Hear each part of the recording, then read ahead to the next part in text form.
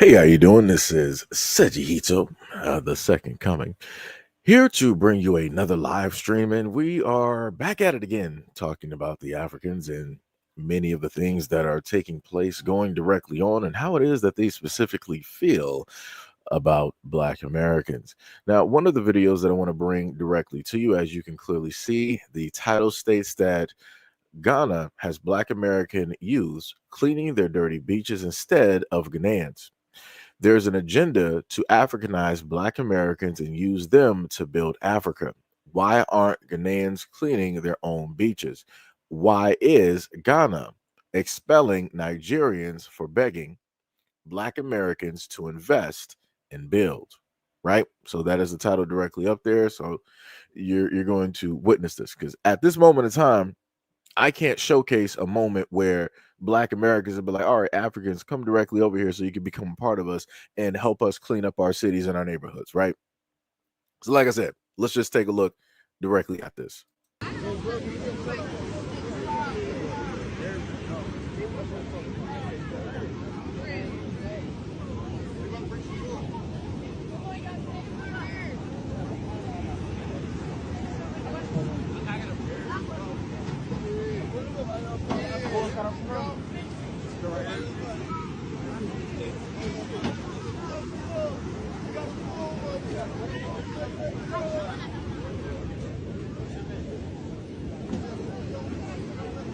It's the same blood that is running through our veins. Whenever you feel like coming back, please come back. My grandfather always told me one thing. If you don't know where you are going, know where you are coming from. Know where you are coming from. So whatever they are doing to you over there, know that you have a home. Know how you have Wakanda, you have Africa. Motherland is still waiting and calling on you. Never forget, it all started from here. So when it's getting tough, remember that Motherland, Wakanda, Africa is calling on all of you. Come, let's build Ghana together. Come, let's make Africa a great continent again. They know that Africa is the most powerful continent in the world. That's why they don't want us to be like them. But they lie. When our time comes, we will overtake them. Facts. Black is power. They know it. Black is power. They know it. They are doing everything at the right time. The right time. When that time comes, all of us in unity, we are rising up and show them that enough is enough. That's him. And for that thing to happen, it will depend on you, it will depend on me, it will depend on you, and it will depend on all of us.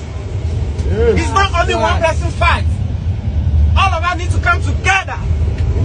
That's why I don't like it when brothers are fighting each other. It makes me sad. Right, so we heard that, right? And he wanted to give this great speech on like, yeah, we are powerful together, da da da, all this other stuff. But like, this is my thing, right? You are African, right? You are a Ghanaian man. Why is it that your people are not over there cleaning those beaches? As a matter of fact, how did your beaches even get so dirty? Why are they filled with trash? Like that makes no. I'm a little bit confused. Like you have your own beachfront, your own beaches of which you and other people that you allow to be there come there, right? So 9 times out of 10, you're going to be looking at Europeans. You're going to be looking at Caucasians, right? Going directly to these places. You're not trying to enlist the help of Caucasian folks to come directly up over there and clean up your beaches. You're not trying to have their kids come up over there and clean up those beaches. You're like, all right, so, we got, some, young Black guys directly from the hood. Come directly over here and start cleaning up our beaches. And if you decide to come back, please do. What are we doing? Like I said, never at a moment in time in my life have I ever seen fields of Africans coming through Detroit and be like, yeah, we're about to revitalize this. We're going to plant this. We're going to clean up this. We're going to pick up that. We're going to paint this and we're going to paint. I ain't never seen it. The main people that I saw rolling directly through black neighborhoods, cleaning up black neighborhoods are black Americans. Those are the folks that was doing it, right? Because it's our neighborhoods. These are our homes. These are our streets, right? So we're going to take pride in what it is that we have, and we're going to clean up, pick up, fix, paint over, plant trees, and do whatever it is that we need to do in order to beautify where it is that we live. That's what we're going to do. But that's not what I'm seeing when looking at these Africans directly over here. Like you literally have, in a sense, black American laborers working for free.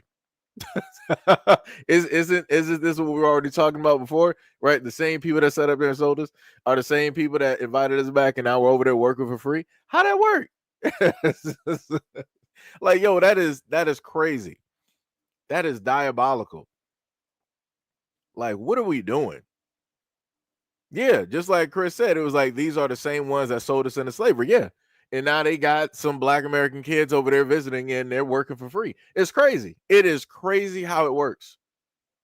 And this is all off of the strength that you have people that want to formulate and make a connection, with Africa. They want to, formulate a bond or find their lineage, where it is that they come from, all this other type of stuff. And this is how people get tricked into doing certain things. Because anybody with any type of respect ain't doing this. Because the main question that I would have is like, if this is your home and you naturally are here, this is naturally where your family is. You see these beachfronts more than I've ever had in my life because I'm Black American. Why are they still like this? Why are they still dirty? Why do you not have your own people? Matter of fact, we got machines, right? People would take like a car or whatever it is, and they would take a large rake and they would go over the beaches. They'll probably spend some hours or whatnot, go over the beaches and collect a lot of the trash and the dirt to make it very simple. Why you got these kids out there cleaning the beaches, like trying to go through the sand and stuff and clean it with their hands and whatever type of shovels that you get? Like what are we doing? Like what is even happening here? Like, this is crazy. All the tech that people have, and this is how you're cleaning up a beach, huh? Like that is diabolical. That is diabolical. Like, what is going on? From the bottom, yo, what is up? From the bottom said, all I have to say is Africa doesn't have a nuclear weapons. If everyone with black and brown skin went to Africa, what do you think is going to happen? Pan-Africanism only benefits Africa. Yo, we got Pink Kofi said this is some BS. Yeah, it is. It is. It is. I don't care. YouTube said these folks. Yo, James, what is up? What is up? What is up? What is going on? What is going on? Blade 2 Panther, what is going on? You said, how is everybody doing? Doing pretty good. Doing pretty good. This first part or first few minutes directly of the live stream that we have going currently at the moment of time, 8 minutes directly in. Looking pretty good. Looking pretty good. We got Crystal Smith in the building. What is up? What is up? What is it? Ricardo Flat. Wait, hold on. Float. Well, I'm just going to say Ricardo for short. I don't want to butcher the last name. You said my child for sure wouldn't be over there, especially working for free, because it's way more of them than us. They can dump their own trash. And that's facts. That is 100% facts. Somebody said pre-recorded. What's pre-recorded? I'm a little bit confused. Like, do people not know how live streams basically work when you have content creators that are showcasing videos and then they go over the videos and then we have discussions about the topic, which are people confused? I'm a little bit lost when people say this every single time. I'm not even gonna highlight what your name is. It's whatever it is. You'll just stay back there in the conversation. Yo, Bushido, what is up? What is up? What is up? You said, what's up, brother Seiji? Nah, see what we not doing this. That's bars. We ain't, because I wouldn't. I don't care how much love I got for somebody. I'm not about to be over in somebody else's homeland cleaning up trash. I'm a guest. What do I look like? I'm not about to be doing that. Now, it's a complete different thing. Now, let's say if we're doing a community effort, right, where we got everybody out there doing something. All right, cool, no problem. I don't got no problem sitting up there working with other people trying to do this and trying. That's cool. But you're not about to have me in solo, just me, just out there. No, we ain't doing that. We're not doing that. Yo, Lunch, what is up? What is up? What is up? What is up? Bubba, what is going on? What is going on? So now we're going to go into the next video, because the way I tried to frame this is that we got a a back and forth where we got some craziness happening, and then we'll have some people speaking some common sense. So I tried to curate that as best as possible, right? Instead of it just having all over the place. So we'll see how it goes. Let's go to the next video. Message for Black Americans. Even though I'm not Black American, but this whole diaspora war thing, I just had to say this. So hear me out. Hear me out. Y'all need to protect your peace, your attention, and your money. Because it seems like people in the diaspora look for you guys as anger and attention for clout. They really look at you guys for clout. I don't think you guys realize. You guys do realize this because I hear you talk about it, but I'm saying I'm not Black American. I'm saying from an outside point of view, you guys do make things viral. You guys do make things move. And I will say this my whole entire chest. Whatever Black Americans want to be popular will become popular. Either now or eventually it will happen. So a lot of people within the diaspora look at you guys' anger and attention as a way for clout. And you guys give it to them. And that's why I say, please protect your energy. That's literally what's happening with this Tyla situation. You guys said, fine, she doesn't want to carry awards. We'll make sure she won't have any. And now they're mad at you because of that. But I thought Black Americans didn't do anything. I thought Black Americans were lazy. I thought Black Americans weren't popular. I thought Black Americans didn't do anything. I thought y'all didn't make anything move. That's what they said about y'all. But the truth is, again, people in the diaspora know the intensity of you guys' influence. And it's crazy, especially being an African, when I hear other Africans call Black Americans ignorant.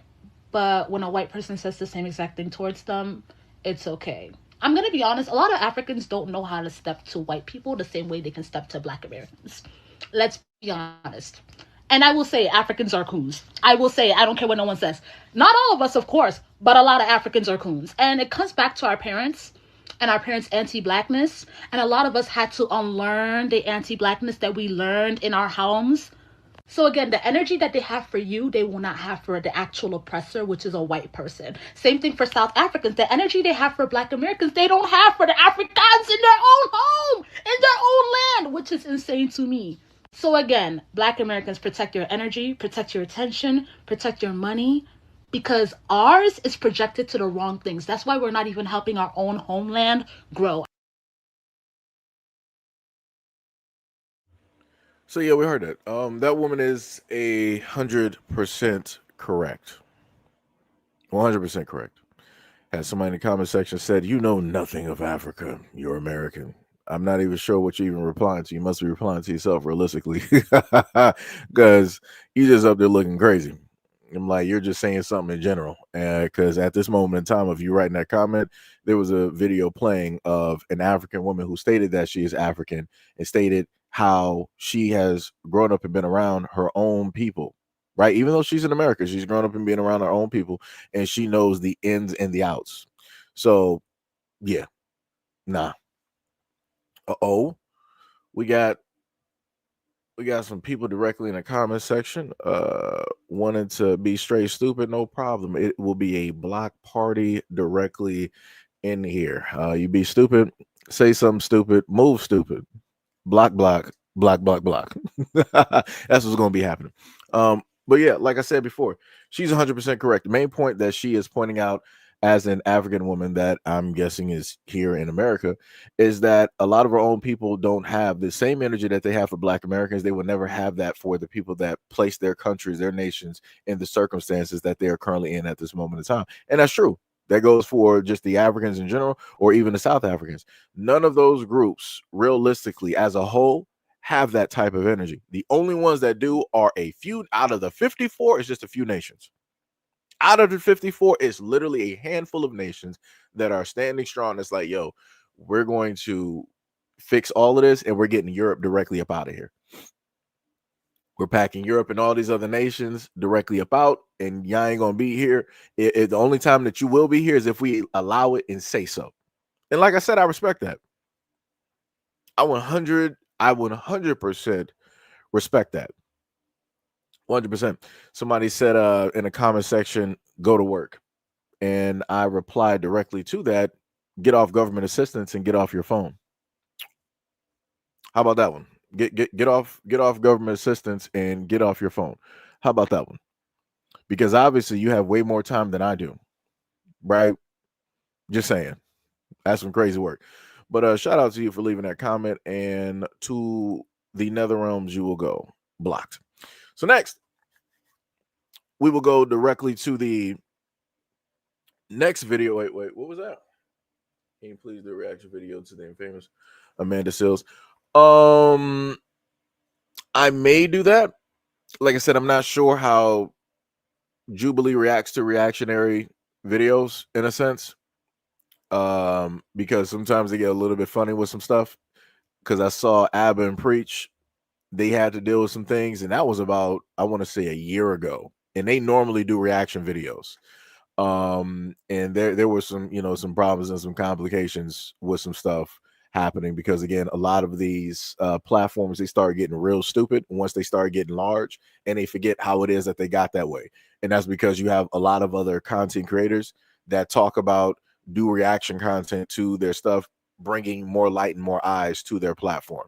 So I might do it, I might not do it, we'll see. Shout out to Sean Williams. What is up? What is up? Yo, we got Brother Allen in the building with the $10 super sticker dono to the channel. Much love, respect, and appreciation. Much love for the dono to the channel. We got Wonders said, hi from Bronx, New York. Much love and respect to all of my FBA family. Much love, respect, and appreciation to you and yours as well. We got S&M said, can you Americans just leave us alone as South Africa? What are you even talking about? What are you do realize that the woman talking is African, correct? Like, that's how stupid this is. It's like the craziest part is that a lot of these videos, you're going to see Africans talking, and y'all don't got nothing to say when Africans are basically speaking. But if you hear anything that sounds similar to a Black American, like, hey, Black Americans, leave us alone. Americans, leave us alone. How about y'all shut up about Black America? How about that one? Matter of fact, since I guess you're body blocking for South Africans at this moment in time, how about this one? How about the next time you have one of your artists come directly over here and refer to themselves as colored, you just take them back. They're just not going to make it.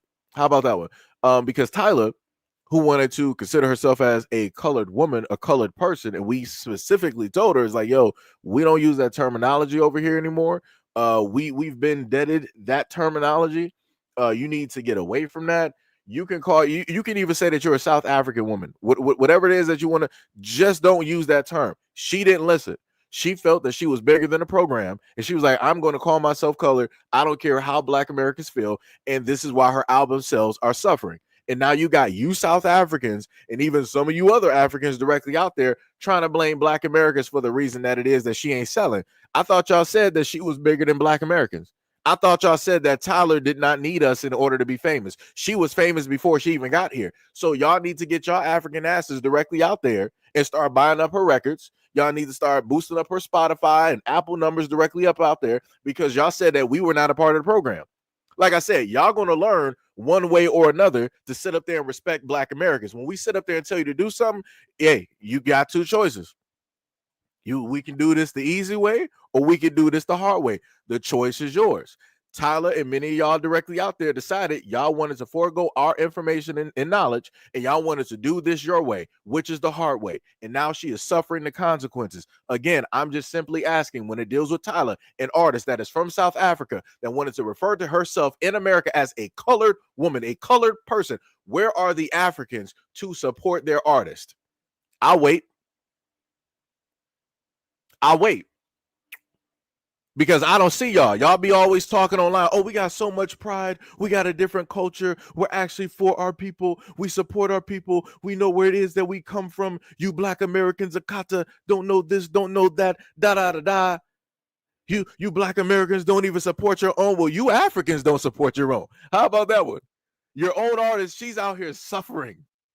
Doechii is out here suffering. Ice Spice is out here suffering. All three of them are African women. How y'all letting that happen? Why y'all not making sure, like, your African artists, your females out here ain't billionaires right now? Why they ain't rich as Beyonce right now? What happened? Y'all said Black Americans, like, we don't move nothing.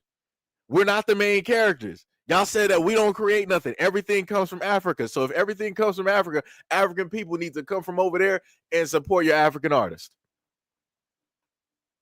How about that?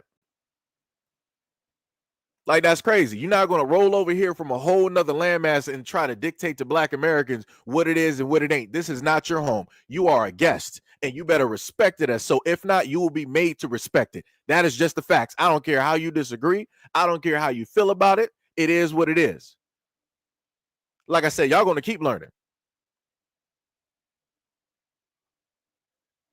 Like, that's crazy. That don't make no sense. Like, y'all just can't get right. Y'all worse than radio. Y'all worse than Bubba Gump. Like what is going on out here? We tell you one thing and you want to do a 1,000 other things. Y'all just can't listen. Can't get right. We try to sit up there and save you from yourselves, and you can't even do that. Like I said, anything that is going on directly with Tyla and how it is that her record sales are slumped, it is on her. It is on you Africans. It is on you South Africans. Y'all better come support your artist. At the end of the day, like I said, remember what y'all said, Black Americans, you guys don't have a culture. You guys don't have this. You don't even know where you're from. You were just slaves. You were in chains. You are African American. Stop running from being African. And now I look online through some of these comment sections on TikTok. These clowns that came up with a whole nother terminology. So now we got a whole, along with xenophobia, they now have a terminology called Africophobia or African. Like what are y'all doing? Y'all just saying anything. Y'all just saying anything and making it words. Y'all just saying anything. Like it is immensely crazy out here. You can't even just stay on one thing. Y'all just moving all over the place, but y'all can't even move in the right direction of which that you need to be moving in. That's crazy.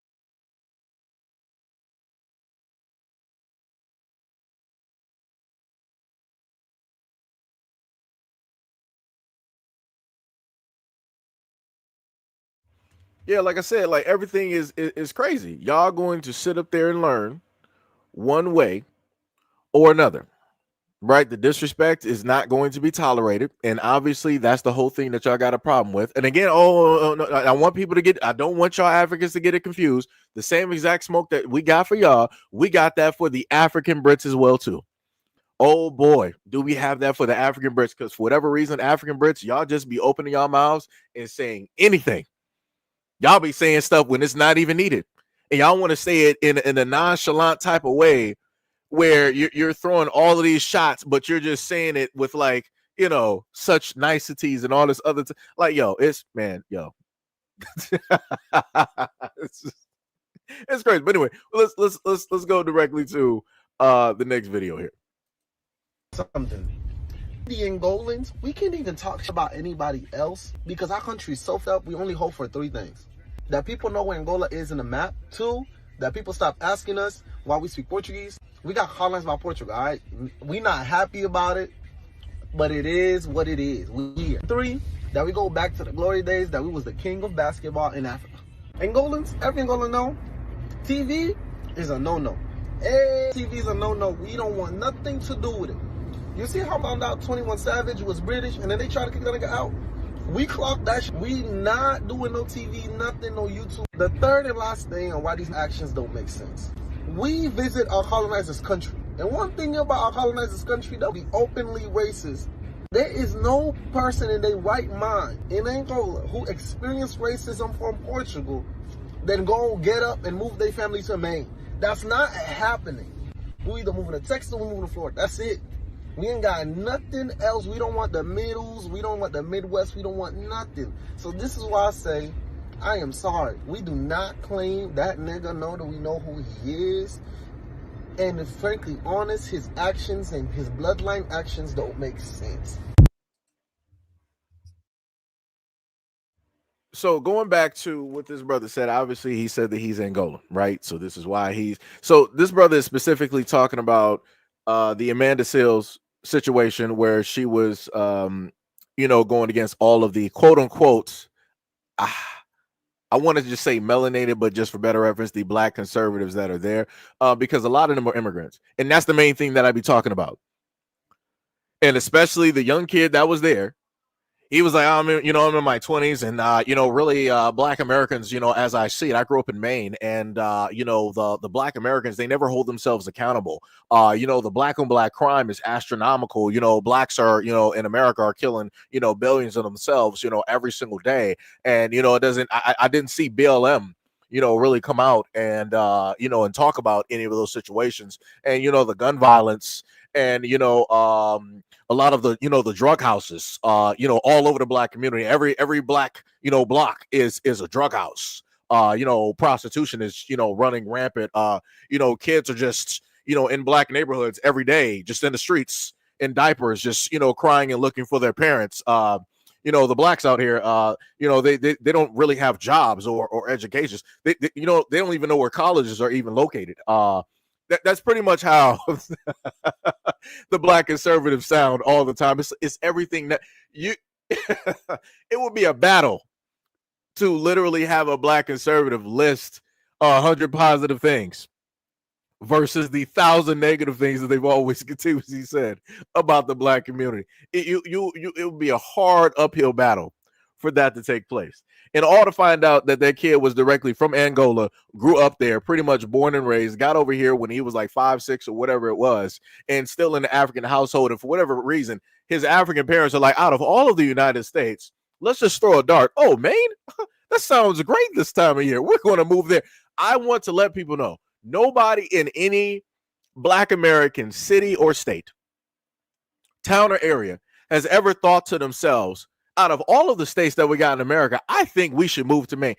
Nobody black knows what's happening in Maine. I'm just going to be honest. We don't know what's happening in Maine.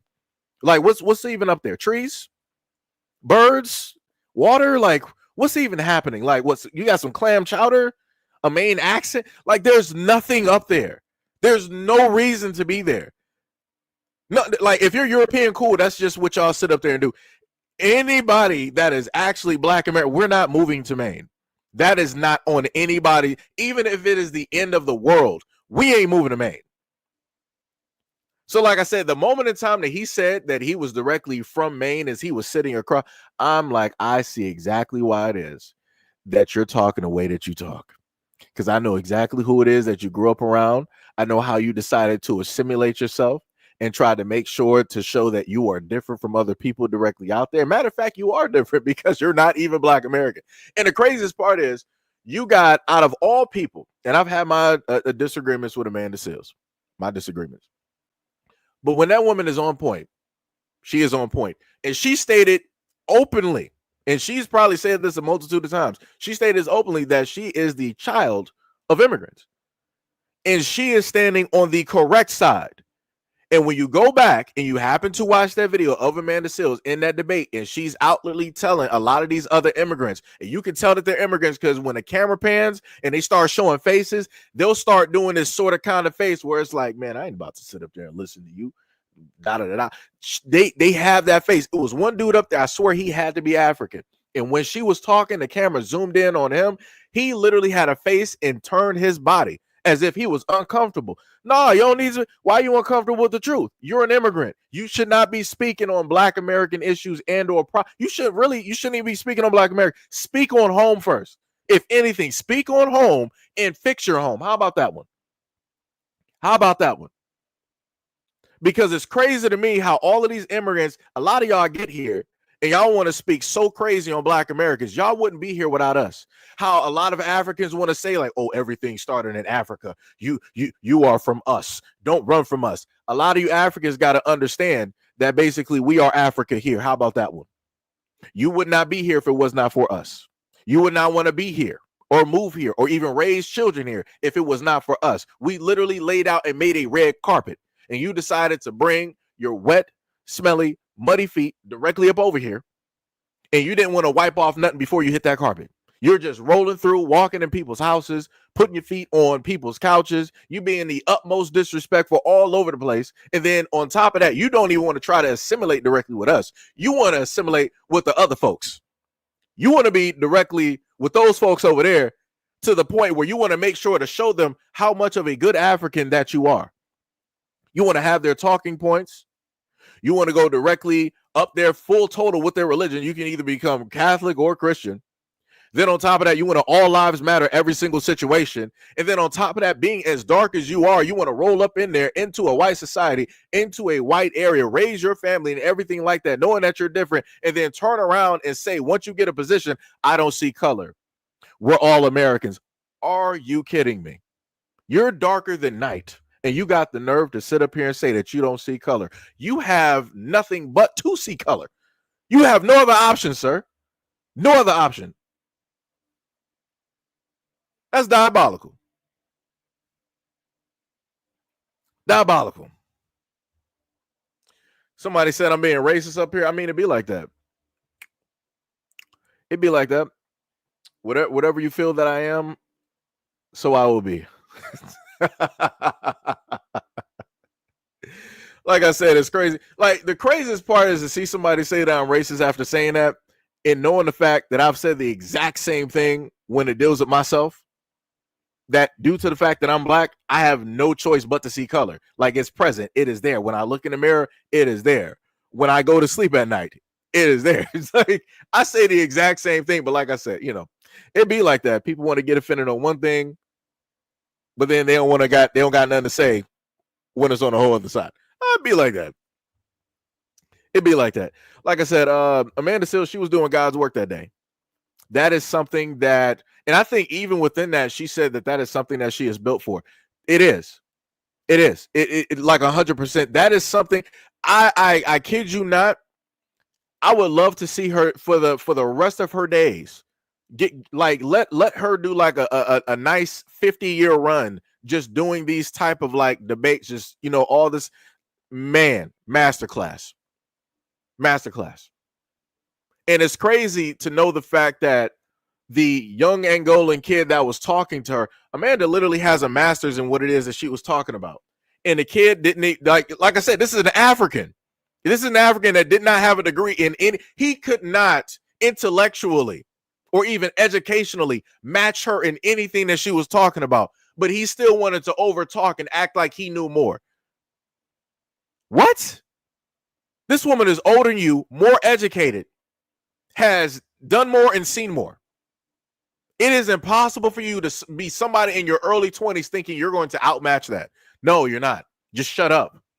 Just sit up there and throw your hands up.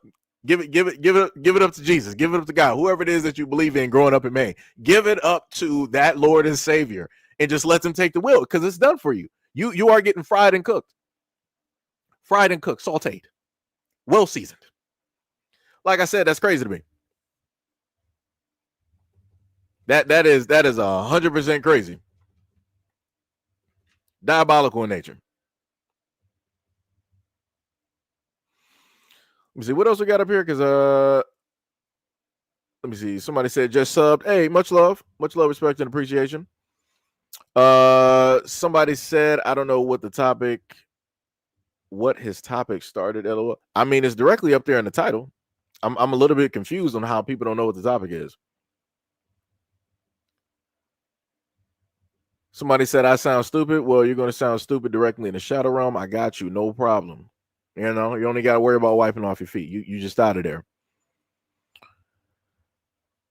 Somebody said I'm talking end times. I don't even know what you're even referring to, because we're on a whole different conversation and topic at this moment in time. Somebody said I'm black and I'm proud. Bars. 100% bars. What else we got? Somebody said, hey, he talked white, so his reference was wrong. Somebody said, y'all sound stupid AF. I'm from Los Angeles, California, and been in BS my whole life. What the F is your issue with his facts? Dog, I don't even know who you are. Are you even black? Are you hold on, let me just bring this to are you even black? That's what I want to know. Are you black, and where specifically are you from? Because again, y'all be writing these comments behind anonymity. Y'all be hiding behind these random names and all this other type of stuff. At least when I've done live streams, and I've done live streams a bundle of times, and my face is directly up there, so people know that I'm black. I done had conversations, all this other type of stuff. A lot of y'all be hiding behind these random names directly online, no actual pictures and nothing like that. But you got the nerve. Oh, but I grew up such and such here, and who's to say that this isn't? You sound real white right now. Like I said, where are you from? Where are you even coming from? Like, that's crazy. That's 100% diabolical work. Like I said, y'all always pull up to the scene knowing that you can say something, and 9 times out of 10, people ain't going to check you. If this was a conservative platform and channel, you would have a lot of people actually agree with you. This ain't that. Like I said, I don't care about both sides anyway, because they don't specifically have anything tangible for Black Americans. They do not care at all. They are both a part of the exact same coin. Democrat, Republican, Republican, Democrat. Both do not have the best interest, in a sense, for humanity, for the American people. Sorry to break it for a lot of people that are heavily into that whole political game, but it just is what it is. Right? It's just a whole, gambling party. And you're just putting whatever money that you have on whichever party, hoping that you're going to sit up there and win, and hoping that they're going to have the best interest, your best interest for you, and put it out there for everybody. They're not going to do that. They're not going to do that. But like I said before, it's whatever it is that people want to sit up there and believe in at the end of the day, right? And then I got the same dumbass comment every single time. Let me just showcase this, because again, well, this person up here that was saying that they're from like Los Angeles, I'll give you time to sit up there and respond. Let me just go up here and let me just star that comment directly down here. Because where did you go? Where did you go? Where did you go? Where did you go? Where did you go? Where did you go? For anybody, we got 299 people here, and I'm guessing a nice percentage on the short area is white folks. White folks, what is y'all problem? What specifically is your problem with hearing a Black man talk to the point where you automatically internalize something? You feel that, oh, this person hates you. Why are you looking for some type of validation? I'm not looking for validation from you. You're supposed to be the masters of the universe. You're supposed to be the strongest of the strongest, right? You didn't modernize and built the world and added this and added that, and nobody else created more than you've created and added into the world more than what you've done, right? So why is it that I always see the sum of you directly on this platform, right, which is a Black platform, coming here and looking for some type of validation? That's crazy to me. Shouldn't you be looking towards your other white men directly out there for validation? Shouldn't you be looking towards your white women out there for validation? Why would you be coming directly to me for some type of form of validation or love? That's crazy to me. It's not up for me to sit up there and love you. That's not my job. That is not my job. It's great. You're alive. You're doing well. Whatnot. Whatever. That's it. That's as much as it says their moves. That's as much as we're doing. Because it makes no sense for me to invest energy in me that is better used for my own people, and then just decide that, okay, I'm going to forego my own people. Let me just put all of this great, beautiful energy directly on white folks because they need it. Nah, I'm not. Miss me with that. I believe in symbiotic relationships, right? And I also believe in trying to help those who can't necessarily help themselves. White people, y'all got all the help in the world. You built America, right? Nobody else built it. You built it yourselves. So within that, you should be getting love directly from that reflection, right? Something that you built, right? Something that your forefathers and all this other time, that's love right there, right? Y'all founded that. You established it. You built it. You modernized it. You built it into what it is currently at this moment in time, where everybody around the world wants to be, right? That's your look of love, right? That is your book. Why are you here? Why are you here? Like, that's crazy. That is diabolical. 100%. Like, that's not, and like I told y'all before, for anybody who's been here throughout the weeks that I've been doing live streams, I kid you not, I always get these comments where, and I had somebody up there try to tell me, like, that's not what anybody is saying. Oh, I got somebody said that I sound so ignorant. What? How do I sound ignorant when somebody is basically making a statement of which is something that I didn't even state? Like, none of these conversations are even, y'all ain't even a focal, like, do y'all not even realize like how crazy this is? I literally titled this dealing with, like, Black Americans cleaning dirty beaches, because in Ghana, that was like the first video and more. None of these videos have nothing realistically to do. Y'all ain't even, white folks, y'all ain't even a topic here. So I'm not even sure how y'all just become a victim and y'all start feeling a certain type of way and y'all want to try to label or throw something in there to try to make a considerable whatever, trying to basically say that somebody's racist. Like, what are we doing? What is even, where is the confusion here? Confusion. Somebody is confused directly out here. Like, this is ridiculous. Somebody said I will continue to donate whenever I need to, but when it is time, guess what? I'm going to stand up and I'm going to do what I have to do. I'm not exactly sure what you're referring to, but okay. Ms. Kimberly Lynn said you're speaking facts on Republicans and Democrats. Yeah. Like I said, and you know what the funny part is? Let me just highlight this. This is the part where it becomes about white people, right? For the white folks directly out there, 274 people, there's quite a bit of y'all directly in here. I done specifically told y'all directly over this YouTube space how the Democrats and the Republicans basically do y'all. Y'all be getting done dirty. And y'all still sit up there, y'all still out here voting. Y'all still up here, still staunch conservative Republicans, and y'all still out here very liberal Democrat. Y'all still doing this whole back and forth, right? But y'all both white though, right? So shouldn't y'all be seeing on the same page somewhere? But obviously y'all are divided amongst yourselves, even though in general white folks try to make it seem like white people are banded together. We're just a united front. Bull. We got the United States, and out of all 50 states, ain't none of them united. So again, calling it the United States don't even make sense, white folks. How do you call something united when it ain't been united? Like, what are we doing? What are we doing? Then we have the North versus the South. We had the whole thing with the Civil War, the Confederate slavery. We literally had those things taking place and happening. We're still at a moment in time where you got certain places like Texas and California that don't even want to be a part of the United States. Like, what are we really talking about? But like I said, for the white folks out there, y'all vote for the government that we currently have and have been had over these decades, you know, and whatnot or whatever. Anything that happens in the United States by way politically, it would also deals with financially. White folks, it is on y'all. It don't matter if you're a Democrat or a Republican. So Democrats, Republicans, y'all the reason that we got 30-something odd trillion dollars in debt. It's both of y'all. It's both of y'all, white folks. Both of y'all. Both of y'all. Y'all in control of all the finances and the money. The Pentagon, 9/11, all of that. You. Wars, you. Defense budget, you. Right? The lack of money and aid that goes to the Appalachians, you. But like I said, I digress. Because somehow, some way, people are gonna be like, "Oh, it was Obama. It was BLM. It was you blacks in these Democratic-run cities of why it is that all of this stuff is sitting up there happening." Rah rah rah rah rah rah rah rah rah rah. Somebody, Douglas Bates said, welfare you. Actually, dummy, the first person that was actually on welfare was a white woman. The first person that was on SSI was a white man. I need you to actually shut up and actually educate yourself. But matter of fact, you're not even going to be here long enough for that to happen because you're automatically getting banned because you're a dumbass. So you're out of here. So who else? Who else wants to pull up and get banned?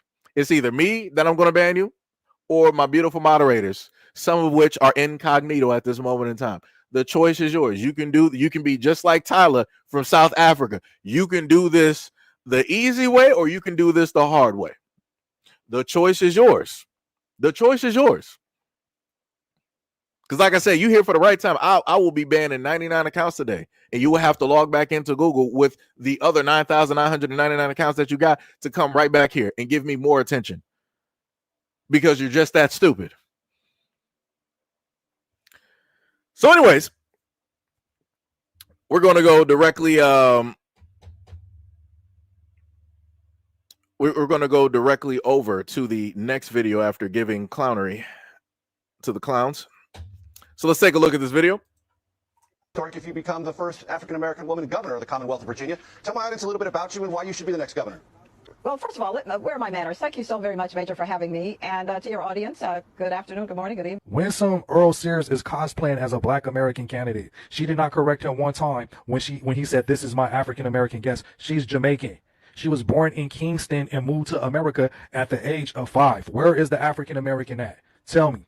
These people pick and choose when they want to be black, right? She's That's choosing smart. to be a black American today because she feels like it's beneficial in supporting her to win whatever election is government election that she's participating in. And Jamaicans told us numerous times over and over that they don't identify as black. So why is she claiming black if she's not black? It's because it's beneficial to her. If you check the polls, though, she's losing by double-digit numbers up in the polling, right? The other lady, Abigail, is beating her by double digits. But my point is that they pick and choose when they want to be black American, like it's a costume, when it's actually an ethnicity, and you have to have lineage connected to the United States, right? ADOS, American descendants of slaves, right? She has no connection or lineage to this land, but yet use that costume to try to benefit from it. Because I wonder how much support she would receive if she went out there and said that she was a Jamaican American, or she's from Jamaica, because she was born in Jamaica. In case you haven't noticed, I am black, and I have been black all my life. That's crazy.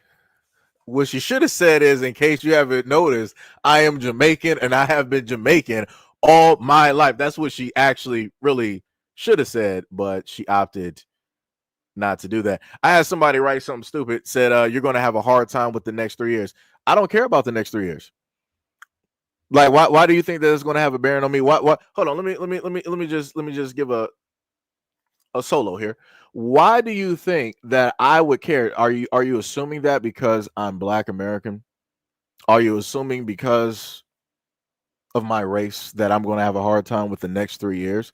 I thought Trump was for everybody, right? Wasn't that the whole main thing? He's for all Americans. So why would I, as an American, why would I have a hard time with the next 3 years? Riddle me that one, Batman. Why would I have a hard time? The only way that I would have a hard time is if the president and the administration is 100% racist. So which one is it? What are you trying to specifically tell me about yourself and this administration? Let me know. Let me know what are you specifically trying to tell me? Somebody you replied, I like how jaded you are. I like how dumb you are. I like how stupid a lot of people are when they come directly up to this platform and think that they're going to get the typical response, the political response, and you get everything but that. Like I said, I don't know where y'all coming from. I don't know who raised you, but obviously somebody raised y'all in a barn. Somebody raised you full of slop. Somebody raised you directly in pens. A lot of uncouth people directly out here. A lot of uncultured swine directly out here. So like I said before, y'all gonna be getting the responses that you actually need to get. We're not sitting up here playing nice directly out here. So if you feel that I'm talking a certain type of way to you, hey, it'd be like that. It'd be like that. You know. Somebody said, bro, do you know about the Mission 2025, which white Christian supremacists have made? I mean, I know about a lot of stuff, but I also know how everything is getting affected. I'm going to assume, let me look up close. At least the picture might be AI, might be pretty much procedurally generated or whatnot or whatever. But at the end of the day, I know for the simple fact, this is where I'll break it down, because again, we got to make another segment for white folks directly out there. White folks, do you do realize that your own people, your own government, Democrat and Republican, are doing everything to make sure that your population is destabilized, because the rich and the wealthy whites directly out there don't actually care about you? Huh? You do know about that, right? You do know that the Democrat or Republican, no matter who you vote for, you do know that these are the exact same folks who allow the drugs to flow directly through your communities, right? And then allow the exact same group, the same family, look it up, the same family who created said drugs that are flowing through your community to actually come up with a quote unquote cure, a fix. So making hand over foot. So just like that family who is white is making money off of destabilizing your white communities, your white families, right? The same people that you voted for who are white are making money directly off of that as well, too, hand over fist. But for whatever reason, you guys have been trained to just fixate and focus directly on Black Americans and try to figure some way that we are the problem for everything that is wrong with the United States, even within your own communities. Because even when it deals with drugs, you guys are like, oh, guess what? it's the blacks' fault. It's the drug dealers. It's your pushers, that are coming from Detroit, and you guys are going to, Oakland County. You're going to Ann Arbor. You're going to Hells, Michigan. You're going to, Utica, and it's these drugs, from Detroit, because they're not coming from anywhere. They can't be coming from anywhere else, because we wouldn't do this to ourselves, right? Y'all got that type of mentality, but at the same time, y'all always want to say that Black Americans are the ones with a victim mentality. But when it's time for you to actually take notice and take responsibility and accountability for the things going on in your community, when it deals with everything, you're like, somehow, some way, it's the blacks, it's the Black Democrat run cities, it's the Democratic, run this and that and all this other, man. Y'all so, man, brother.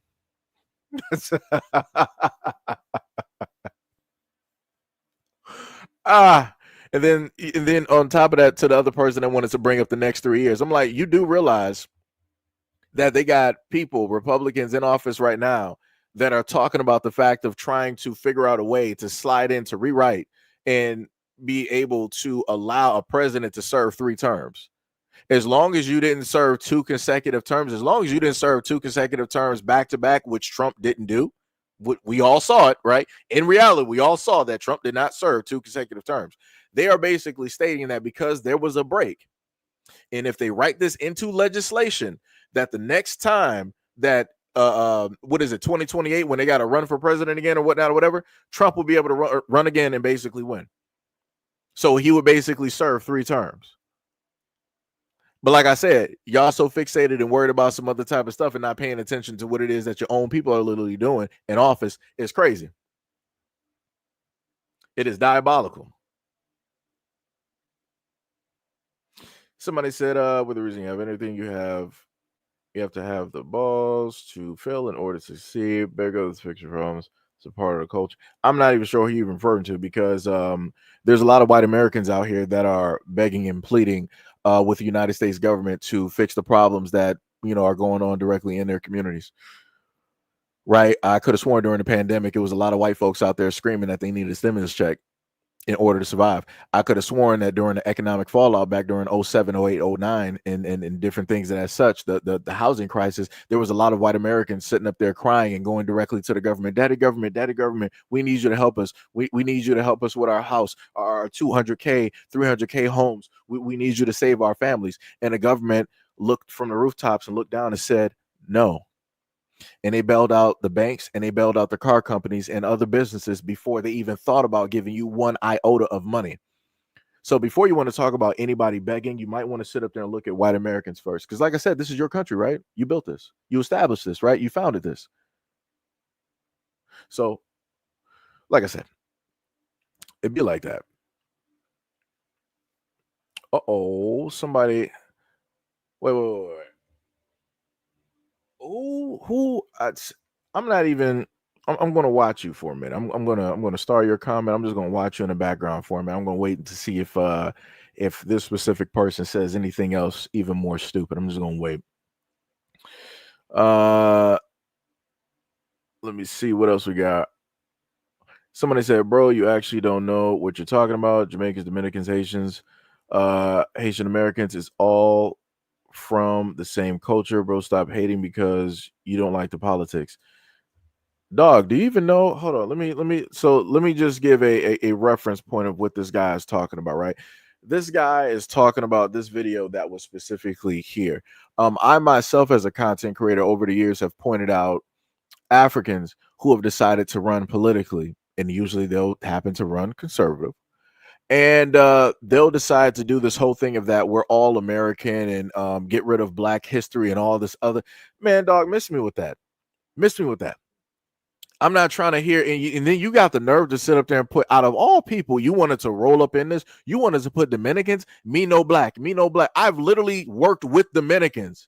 And I'm like, yo, we got a Black brother. He was like, no, I'm not Black. I'm Dominican. Miss me with that. So miss me with the whole thing of you trying to tell me that I don't know what it is that I'm talking about. The people that you are literally listing on this list, I've worked with, had conversations with for over 4 years. And you're going to pull up to the scene talking about, I don't know what it is that I'm talking about.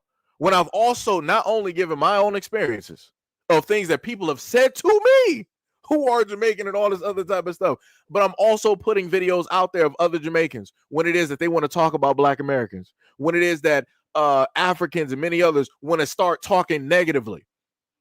You know what I noticed though is that a lot of these same groups that you listed, they don't have the same energy on talking positivity about Black Americans. They're not talking about positive stories. They're not talking about love. They're not talking about admiration. They're not talking about a symbiotic relationship. Why? Because that's not going to make them no money. They know that when you sit up there and preach and you want to start yelling all of type of hate about Black Americans, same thing historically, which has been happening, which everybody else has been able to make money of, they know that they're going to be able to make money off of that.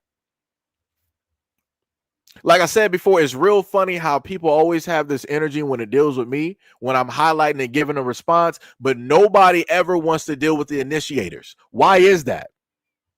Why is that? Why is it that y'all always got this smoke for me when I'm giving responses and talking the way that I do, but you never want to talk about the people that initiated any of these things taking place? Like I said, I've been covering this for how many months now?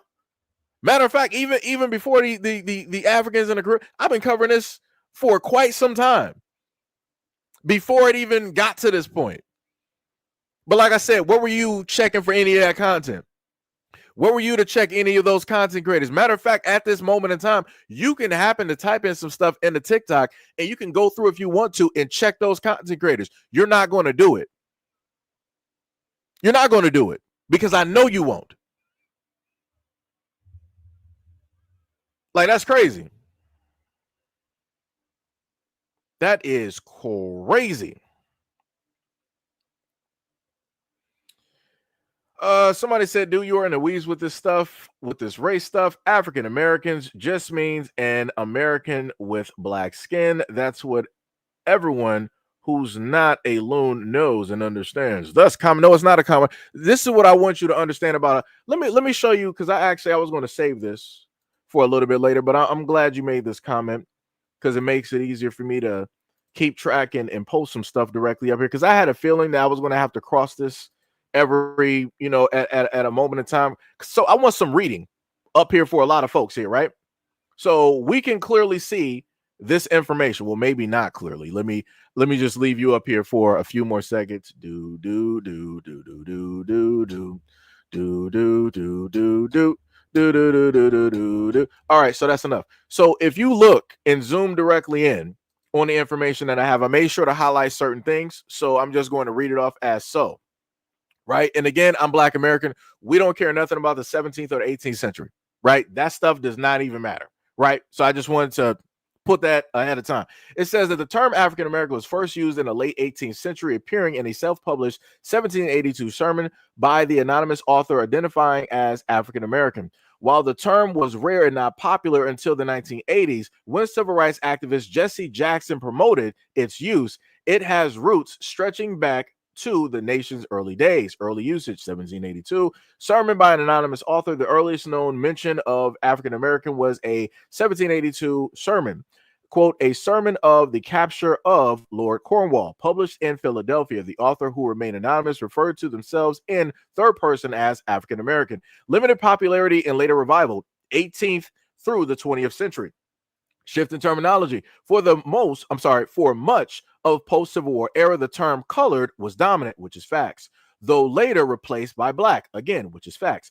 Jesse Jackson's role. The term African American gained mainstream recognition and popularity in the 1980s when Jesse Jackson encouraged Black Americans to adopt it. He argued it provided cultural integrity and a proper historical context, emphasizing ancestry, modern adaptation, increased usage. The use of the term exploded in the 1990s. So again, it ain't been here that long, but yet everybody is so gun-ho on this term. Very odd.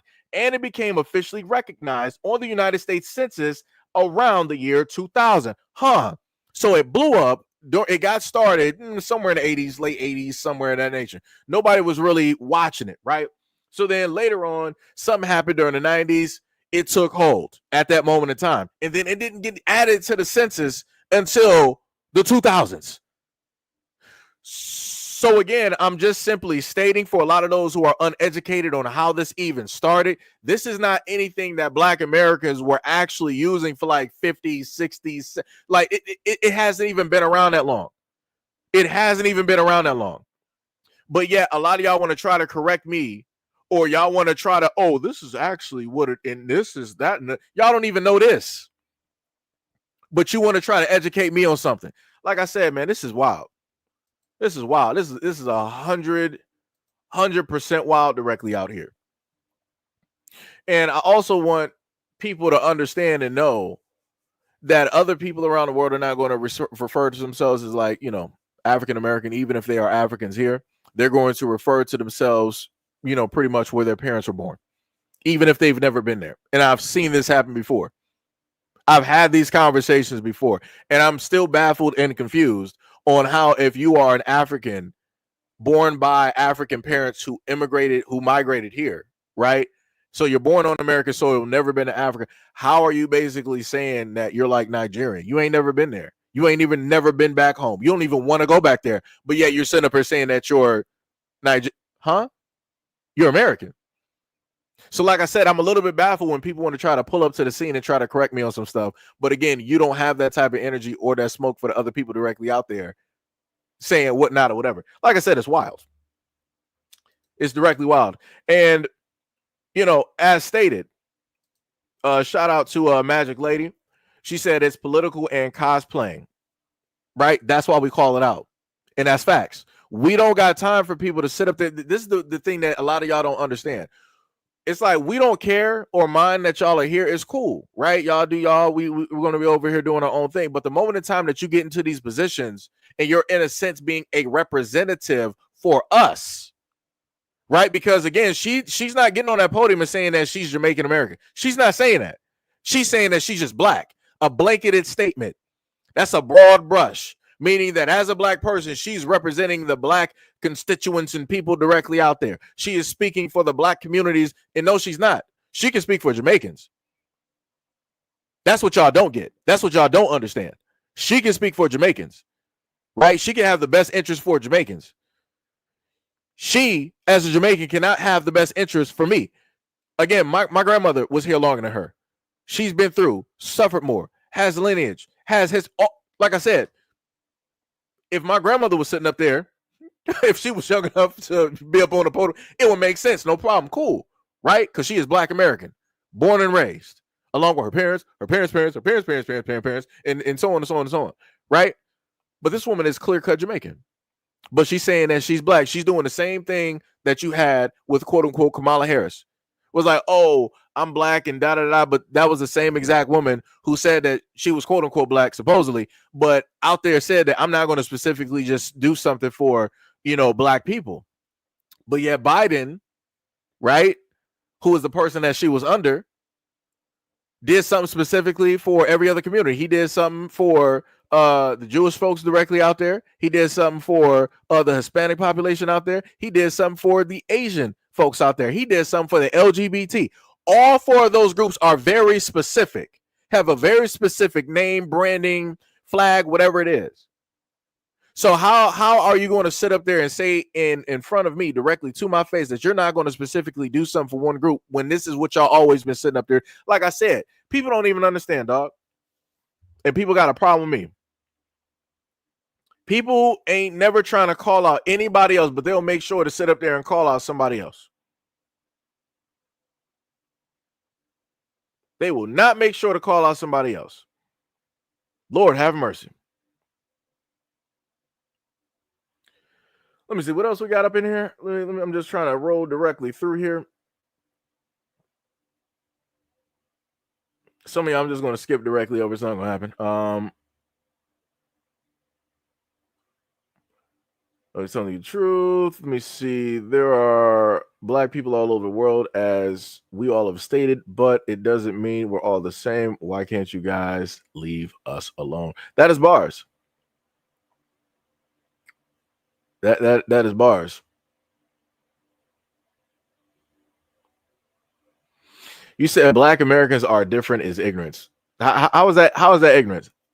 How is that ignorance? You know how many conversations that I've had directly with Africans or even been able to view of Africans, and they'll sit up there and say that, yo, okay, I'll put it like this. Why is it, right? Because you got this energy, right? Why is it that you don't have this energy for Africans when they have their spaces and they're stating how different they are culturally, linguistically, traditionally, religiously, and everything else? Why is it that you don't have this same exact energy for those Africans when they're differentiating and saying how different they are from Black Americans? Huh? Like, that's crazy. Like, dog, if you're into like the whole thing of like, yo, Pan-African, that's cool. That is cool. That's great. That is great for you. Kudos. Let me clap it up directly for you. That is what you want to do. That's what you want to believe in. I have no problem. My thing is, as somebody who is obviously younger than you, I'm not going to be trying to work with people at this moment in time of people who want to continuously keep disrespecting. I don't have time for that. I don't play with that when it deals with my own family. And I'm not going to sit up there and play with it when it deals with anybody else. So if you don't understand that, then we don't have nothing to talk about. You're not going to understand what I'm saying and where specifically it is that I'm coming from. Because what I'm looking at is that other Black people here in America, Black Americans, some of y'all are completely fine with other people disrespecting y'all. And y'all just want to push it to the side and be like, oh, no, that's just them. That's just, how many more times are you going to, how many hundreds of thousands of times are you going to just keep saying that that's just them, that's just them? How many more times are you going to keep doing that? Versus actually taking a stand, putting a line directly in the ground and be like, all right, man, we do love you, but you've been disrespecting us way too many times. This is where we stand directly on that. You can come over to this line a moment in time that you start actually showing us some type of love, respect. Y'all don't even want to sit up there and do that. Y'all just keep ignoring and ignoring and ignoring, and then y'all want to turn around and say that Black Americans are the problem. Black Americans are the issue. Black Americans are the most divisive when it deals with this whole diaspora war. Man, miss me with all of that, dog. I don't got time for disrespect. Obviously, y'all got time for it. I don't. Y'all can sit up there and keep allowing people to disrespect you all you want to. I'm not about to be doing that. And I do not give a damn who disagrees with me.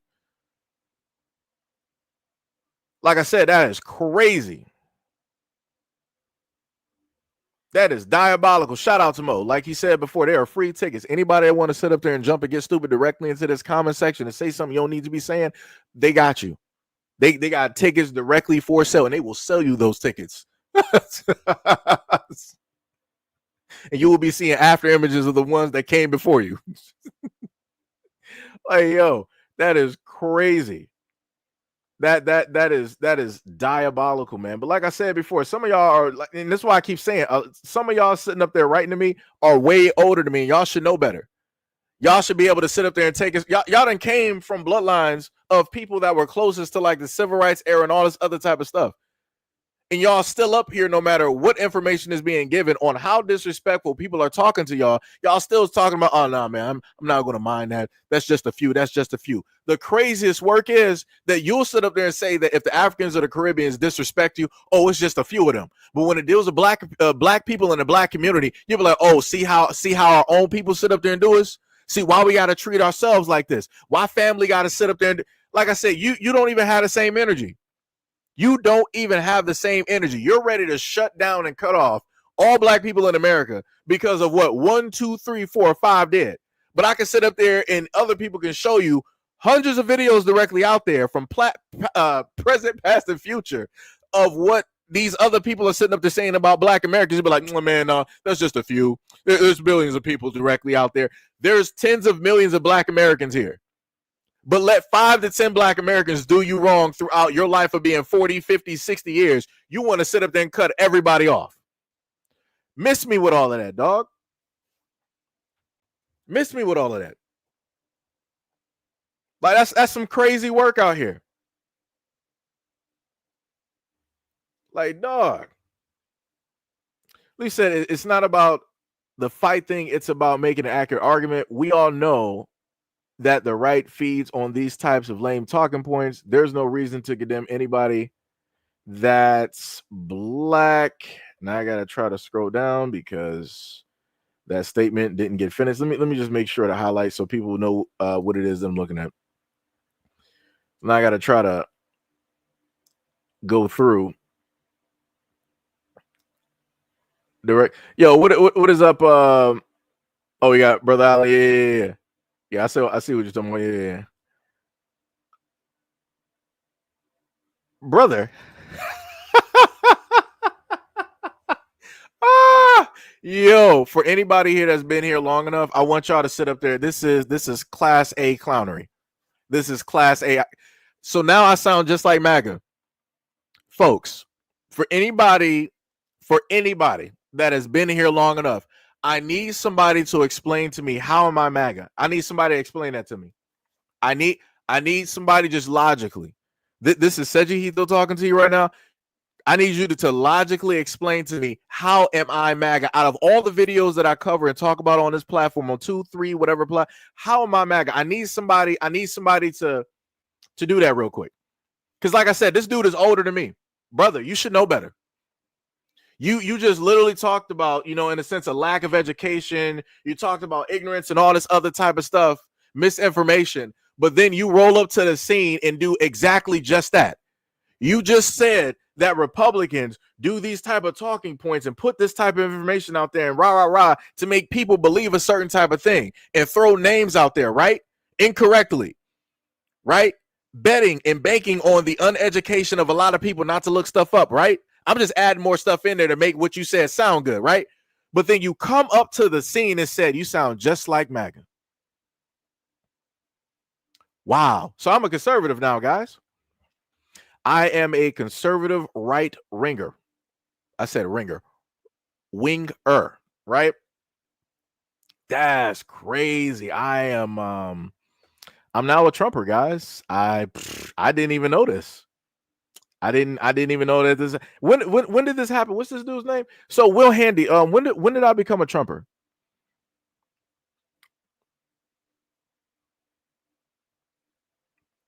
When did that happen? Will Handy. When did I become a Trumper? Let me know. Let me know, because like I said, I'm a little bit confused. I'm a little bit lost. And this is what I gotta keep asking. Like, Will Trumper, Will Handy, where are you from? Where are you from? Where's your family from? Because like, it's crazy, like how you just come out of the West Blue and you decide that this is the thing that you want to stand directly on, that you know this to be some type of a fact. When did I become a Trumper? Give me that information. Matter of fact, show that information. Link that information directly to me so I can link it in chat. Let me know 100% with all the evidence that you got. When did I become a Trumper? When did I become this conservative that you are saying that I am? When? Yo, we got Miss Anderson directly in the building. What is up? What is up? What is up? Long time no see, man. We have not seen you directly on this platform in a minute. Got to start calling you out now. Got to start calling you out.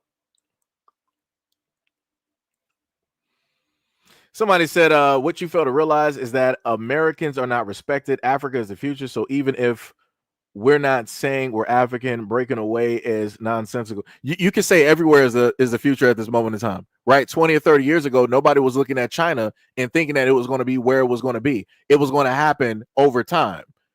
Now the race at this moment in time is Africa or India. Who's going to reach it first? That's currently where we are at this moment. It's going to happen. Like, it makes no, Africa is the future. China is still the future. What are we talking about right now? What are we talking about?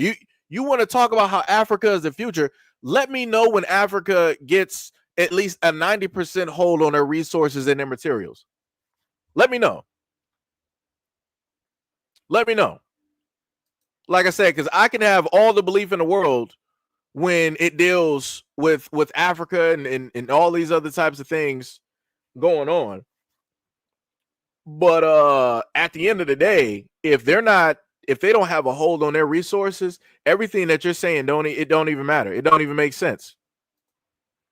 You can be the future all you want to, but if you don't control the trajectory and where you are going directly in the future, and you can't even control simple outcomes, what future really are you? You're the future for somebody else, because somebody is literally guiding and stealing your future, stealing your destiny, stealing everything that you have.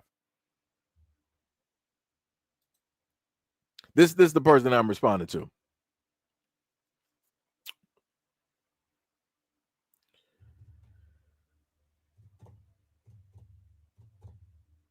Let me see. Yeah, I'm still waiting for that dude to sit up there and let me know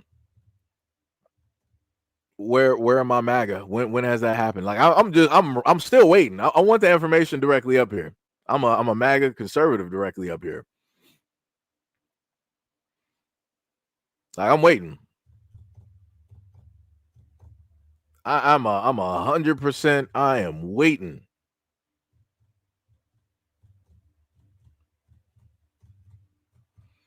Like that is some crazy type of stuff. Yo, DC, what is up? What is up? What is up?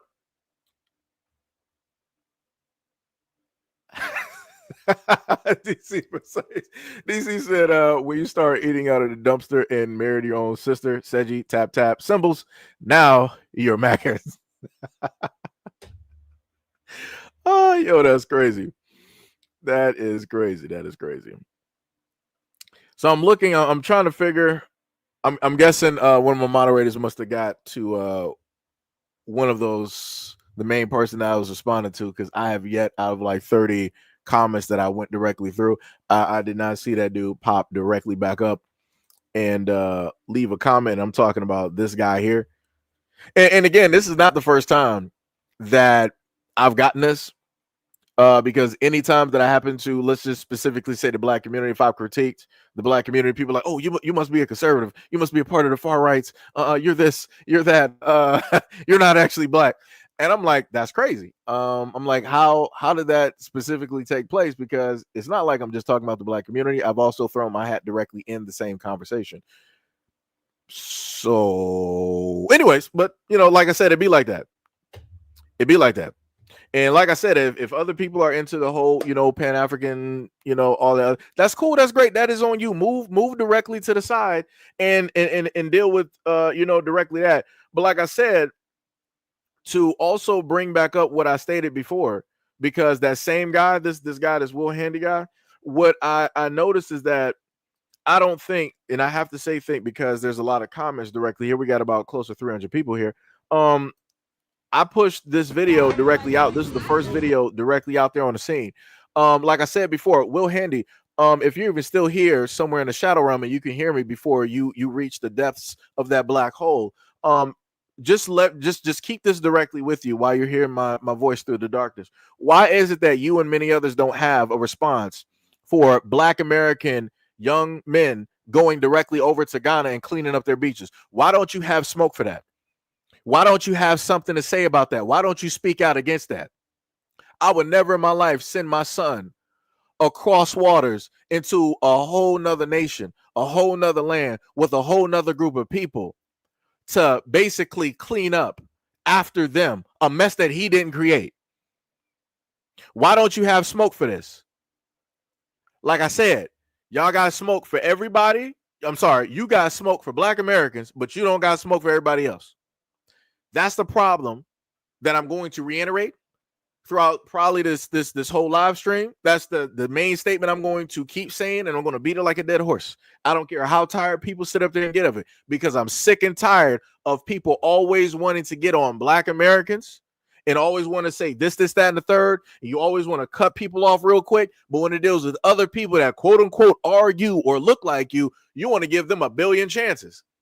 But you don't even levy that exact same opportunity to your own family. That's crazy. That's crazy. Some of y'all done already cut off your moms. You done already cut off your dads, your grandfathers, your uncles. Huh? And it was off of some frivolous type stuff. But yet when it deals with these other folks out here disrespecting literally your people, you're like, man, I don't see that. It ain't even really that serious. Bro, this is serious. I would never have my child over there in Africa cleaning up African land. Now, again, I'm going to say it in this manner. Like I said earlier, if we are doing this and we're building together, doing things, that's cool. No problem. That did not let me peel that back real quick. This does not look like a building type of thing. They're on beachfront. These kids are from Philly, young, over there cleaning up African beaches. What are we doing? What are we talking about? Africans should be clean. Like I said, born and raised in Detroit. I ain't never had an African clean up my streets. I ain't never have an African clean up trash off of my sidewalk, or if the wind blew some trash on my grass. I ain't never seen it. I was the one that went out there and did it. Black American. I'm sitting up there doing it in my own neighborhood because I love and care about my neighborhood and the people that's in it. I care about how, if people roll through my block, how they're going to perceive it. I don't want people to sit up there and perceive it as trash, because if they perceive it as trash, they're going to dump even more trash there. We ain't doing that. We ain't having it. So I made sure at any single chance that I got, even if it was to my neighbor, shout out to the Thomases, even if it was the neighbors across the street, I went over there. If I saw that directly outside, I'm like, yo, let me just sit up there and put on my hoodie and whatnot. Let me go pick up those trash bags and whatnot real quick.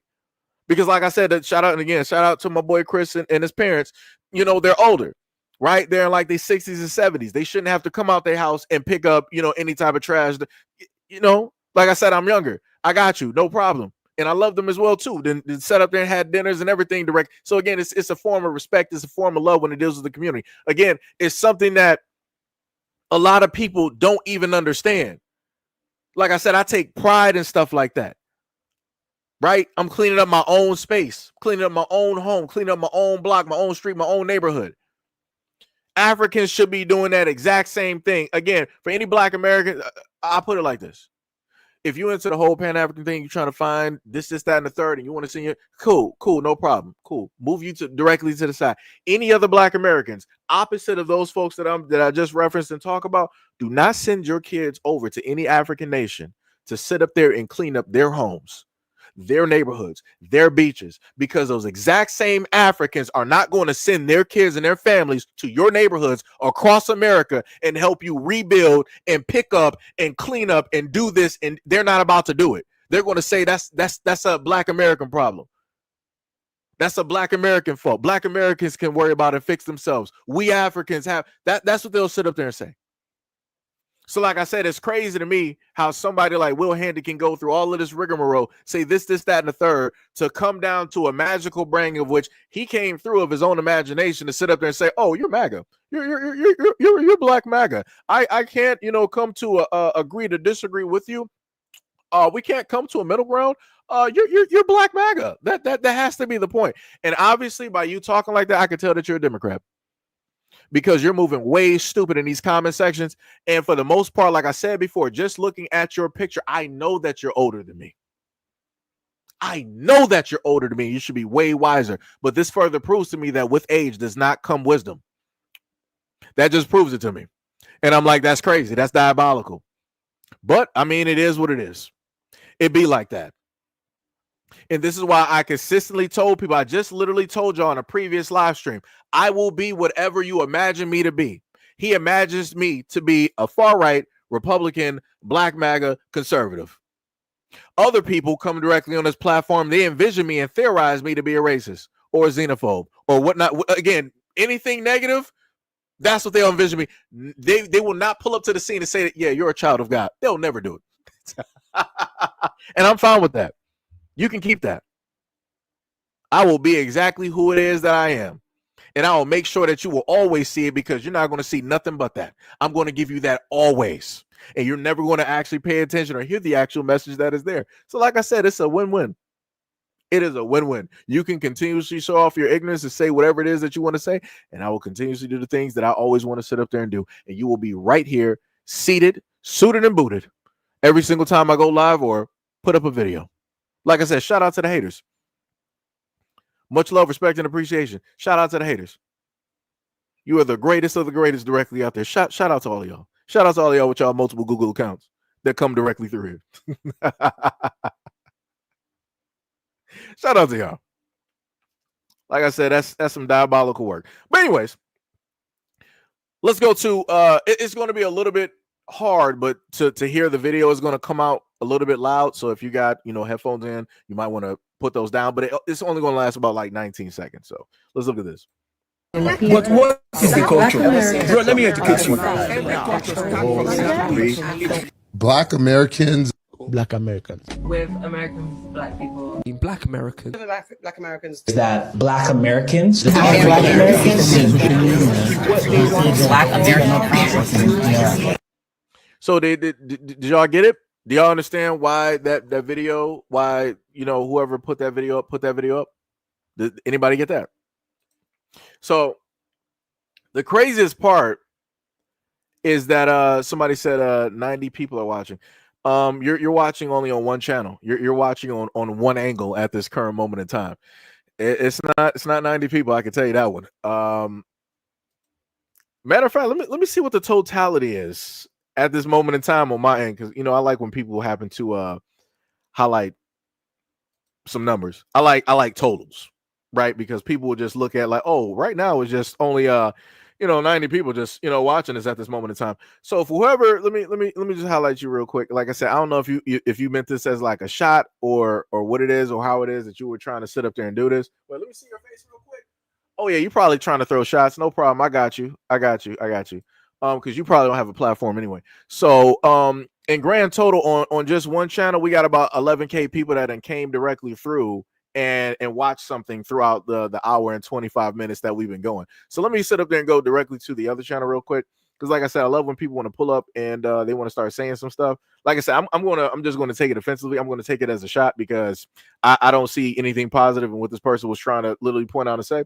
So we're going to go directly to the other channel real quick, and we're going to see what those other numbers specifically look at. So yeah, so altogether we had about like 22K that pulled up in about a matter of an hour and 25 minutes. So shout out to anybody that want to specifically try to point out the numbers as to try to make a stance that, I'm just, nobody's watching, nobody's paying attention. Nah, people have been here. It's just that you can't see the full totality of everybody that's here. So like I said, matter of fact, let me just do it like this. Right? Matter of fact, no. Let me do it the other way, right? Because again, we got like two different what's the names going at this moment in time. Like I said, I love when people happen to do this because I get to really just sit up there and like talk shit for no reason. The main thing I happen to tell people is that if you got a problem with what it is that I'm saying, create a platform. If you don't like what it is that I'm saying, again, create a platform. It's not that difficult. It's really not that difficult. And for people to be so fixated on numbers is realistically insane to me. But I got you, no problem. Let me just sit up there and do this in the background real quick. Let me place this directly up there. And again, the chats don't even matter because I get all the chats at the same time, and it takes a while. D-Money and many others can sit up there and tell you that it takes a while for me to actually go through all the chats because a lot of people actually come through. As I said before, we got about roughly about a good like 22 plus K people that have pulled up directly to the scene. So like I said, I like showing off numbers. I like putting stuff directly up out there. Which face do I want to sit up there and use? Yeah, I'll just use that little face directly up there. We'll do that. Right. Do make the background black real quick and just put that directly up there. Like I said before, if you don't like what it is that I'm doing or saying, I mean, easily you can block me. You can click directly off of the platform. You don't even have to be here. You're not even paid to realistically be here and complain. If it was Twitter, I would actually understand what your hustle really is. You don't have a hustle here. This ain't Twitter. You don't get nothing directly for engagement. So I'm a little bit confused on how people actually think that this works directly on YouTube. So let me just showcase that real quick. Damn, that's not actually the right picture, but it's close enough. Didn't I just save the picture? Yeah. So like I said before, shout out to the people that want to pull up to the scene and they want to talk about the views directly up there. So Jason Tripp, he was like, oh, 90 people are watching. Wow. Well, over 22K people have actually come directly to this live stream in a matter of an hour and 28 minutes. Let me see you pull those numbers. And this is not even my highest, in a sense, combination of a live stream. I've had like roughly 70K at one point. So let me know when you can sit up there and pull those numbers, and then we can, actually have a conversation. Up until that point, just saying, it's diabolical. And then you just being here just added to those numbers, clown. Like I said, I love it. It's 100%. Like I said, those who can actually will. Those who can't will talk shit about me in the comment section for free. So thank you. And like I always tell people before, I can take any of the negative comments that, if I want to, take any of the negative comments that you just so happen to make about me, and I can make a video, and I can make some change directly out of that. No problem. While you are sitting up here commenting directly on my shit directly for free, telling me how you don't like it, telling me how I'm a racist, telling me how I talk too much, and all this other type of stuff. Doing it for free. Like I said, you might as well be on Twitter. If you really trying to get some analytics and something really moving to a platform that you really don't even got, you might as well sit up there and get you a paid, what's the name, paid account for, what is it, $9.99? I think it's like $10. I'm pretty sure you can afford that. Do that directly on Twitter. So then you can actually generate something, right? Like I said, it's crazy. It's diabolical, you know, how that works. Man. Let me see. No, actually, I like to take my time out to deal with foolishness. Right? Like I said before, if people want to clown, we can make this one big circus, but I'm going to be the ringleader, and you are going to be sitting up there doing all the heavy lifting and the work. It's not going to be me. I'm going to be the one with the whip. Like I said, this ain't the 18 and the 17. Like I said, there's only one person around here that will be being the master of masters here, and that is me. Like I said before, it'd be like that. It'd be like that. And you're paying attention to my rant, and then you're complaining about somebody else. Do you understand how dumb you are and how you literally make no type of sense? Yeah, good job. You could have been anywhere else in the world, but you decided to be here with me. This is why I happen to go on these little tangents and these rants throughout my live streams. Y'all make it so easy. Y'all make it 100% easy. And then on top of that, y'all decide to pop up when conversations don't even have like, it's crazy that when I'm talking about Black Americans and Africans, y'all want to pull up to the scene. And y'all want to start to try to make stuff about yourselves. So I'm like, all right, no problem. We can make this one big circus. I can throw focus directly on y'all. Y'all ain't gonna like it though. So, like I said, it'd be like that. But anyways, back to this video here. The main point directly of me showcasing this video to you guys is to showcase the fact that you got a lot of these folks out here. They got all of these platforms, they got all of these social medias, and what do you see them doing? What's the first things coming out of their mouth? Black Americans, Black Americans, Black Americans, Black Americans, Black. Why are y'all talking about us? Don't y'all got anything else better to literally mention and talk about? Why are you not talking about home? Why are you not talking about culture? Why are you not talking about family? Why are you not talking about traditions? Oh, that's right, because nobody cares. You don't even care. So the easiest way to make money on social media at this moment in time is to talk about Black Americans, and that is facts. Ain't no other group out here able to generate this amount of money for anybody else out here on this planet, and that is facts. Like I said, mainstream media been doing this for how many decades? They've been talking about Black Americans in a negative light, always showing off negative stories versus other groups directly out here. So like I said, I know what I'm talking about. I know what I've been watching, right? I know what's being pushed directly out there. That's crazy. That is diabolical.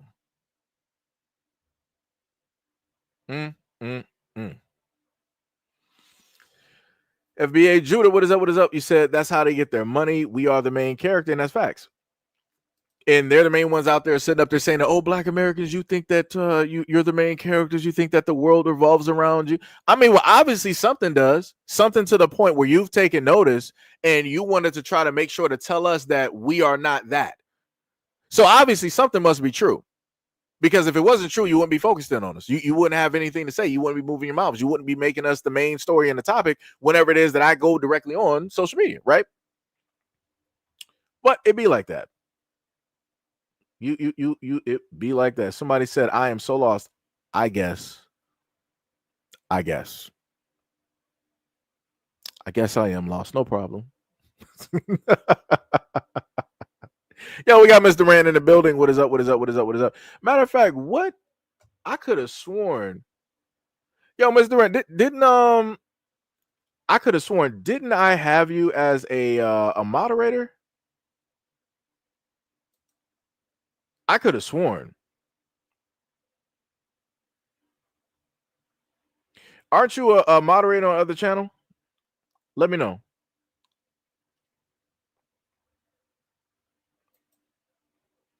Because that is crazy.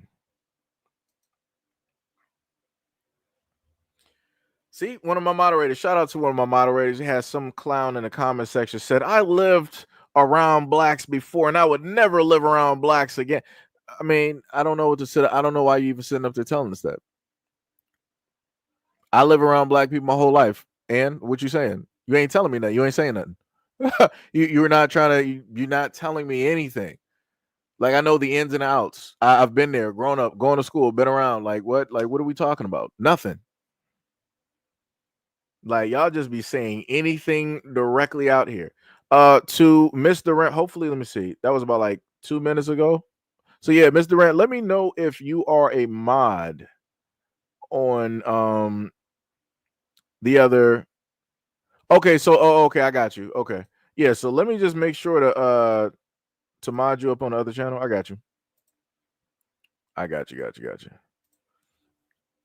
Because I thought I added y'all on both channels, and obviously that didn't happen. My apologies. So I got you. So you are modded up on both channels. So we got you set.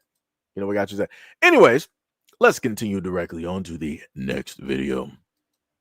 Being in a country 300, I said the last time 330 million people or 350 million people in America, and you only 13% of that country. 13%. And the percentage you are influence every part of that country. And they make every law possible. They create law because of you. You did not ask to be here, right? You did not ask to be here. They went and got you from a different place. They bought you, they kidnapped you, whichever. They bring you to a new land. You work hard, they enslave you, they kill your people, they feed you to the alligators. Yep. They hurt you, they hurt your family, they grip your people. Somehow, somewhere, you still managed to still be here. You fought. Eventually, there's a lot of people that fought for your right too. You become free. You start creating wealth. Then they burn your wealth. You start creating your own city. They burn it. Then you have your own separate but equal. They burn your stuff. And you're still surviving. You still keep proving them wrong. They had 400 years ahead of you. Then you got access to school. You're winning. They keep finding a way to cut you off, but you're still winning. Then you think you're winning, but people that look like you, come from a country, they never were enslaved in their own country. They come to your place where you've been fighting for 400 years or more. They come in and they're taking advantage of all the stuff you went through because of what you fought for. But somehow they disrespect you and you're the land that you've been fighting for. The stuff you create for them. They come in, they're fighting you. They're calling you names. They're calling you lazy. They're calling you all sorts of names. And you're supposed to accept that. They're telling you have no culture. Don't they look like you? Now, you can take it from a different group of people. That's okay. That's Black American. They take it from a different group of people all the time. But the people that look like them, telling them they don't deserve the thing that they're fighting for, but they're benefiting because of the fight that you put out. Oh, bars. Black American put so much fight. They fought for so much stuff. And a lot of immigrant, a lot of diaspora, a lot of African, a lot of Caribbean people, a lot of black people outside the U.S. come in. They do not understand the struggle, the history. They come in. Everything was already waiting for them. They want them to, because they appreciate the stuff that's already available to them. And they call Black American lazy. All type of names. And that's facts. And that's the main thing that Black Americans keep saying to everybody else. It's my 5 o'clock alarm. Shout out to the Zero Rangers. So the thing is, Black Americans have always stated to all of these other folks directly out there is that it is crazy disrespectful for you as an immigrant who in a sense resembles or look anything close to us to come here and to decide to tell us what it is and what it's not. You want to sit up there and proceed to tell us that y'all built everything with your own two hands and you didn't have no assistance and no help, but then I'll sit up there and do research and find out that a lot of immigrants are the ones getting Section 8. A lot of immigrants are the ones sitting up there getting government assistance, government handouts, and all these other types of things. Mind you, other ordinary, normal Americans who work, who struggle, paycheck to paycheck, who got families and all this other type of stuff, they can't even go to their own government and ask for assistance. It is an uphill battle just to try to even have a conversation and not have them hang up on you.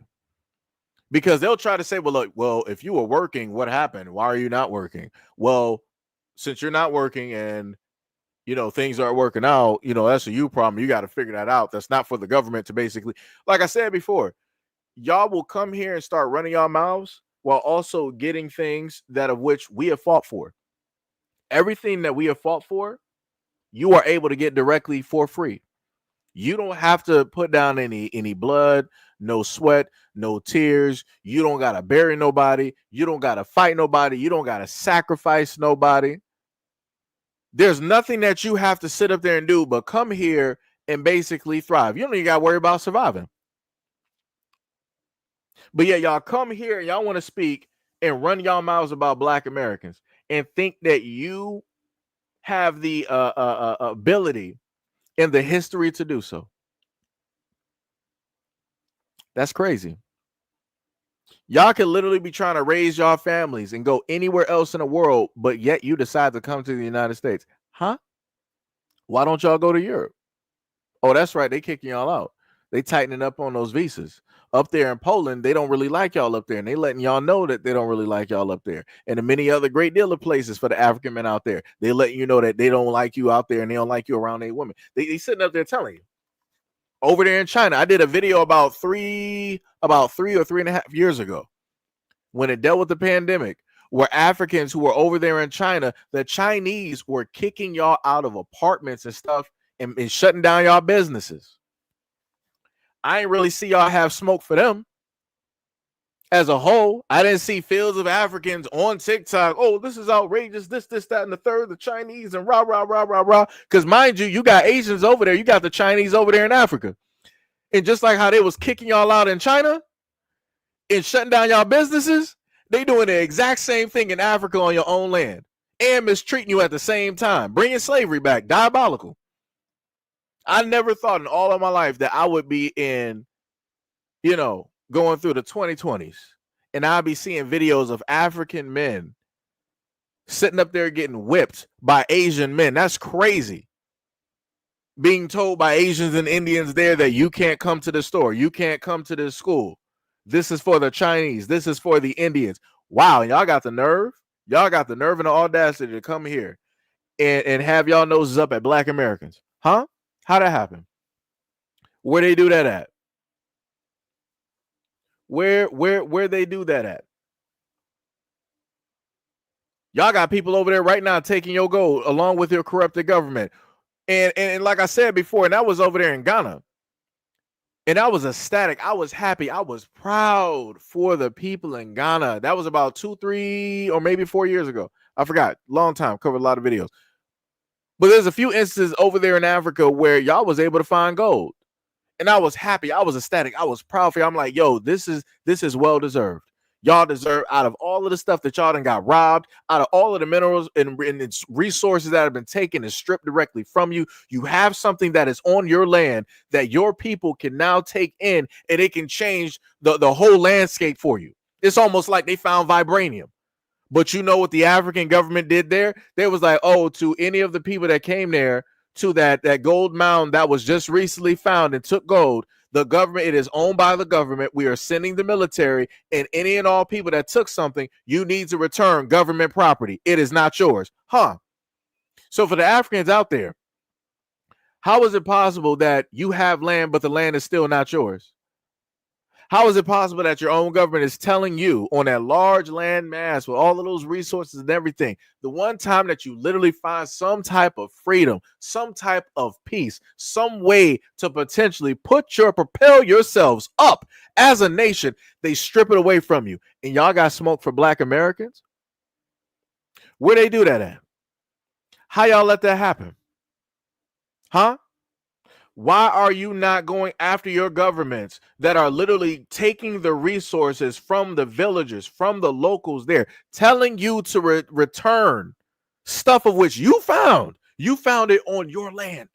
Your people, your village were all taking parts of it. And the government was like, it is illegal. You better return it.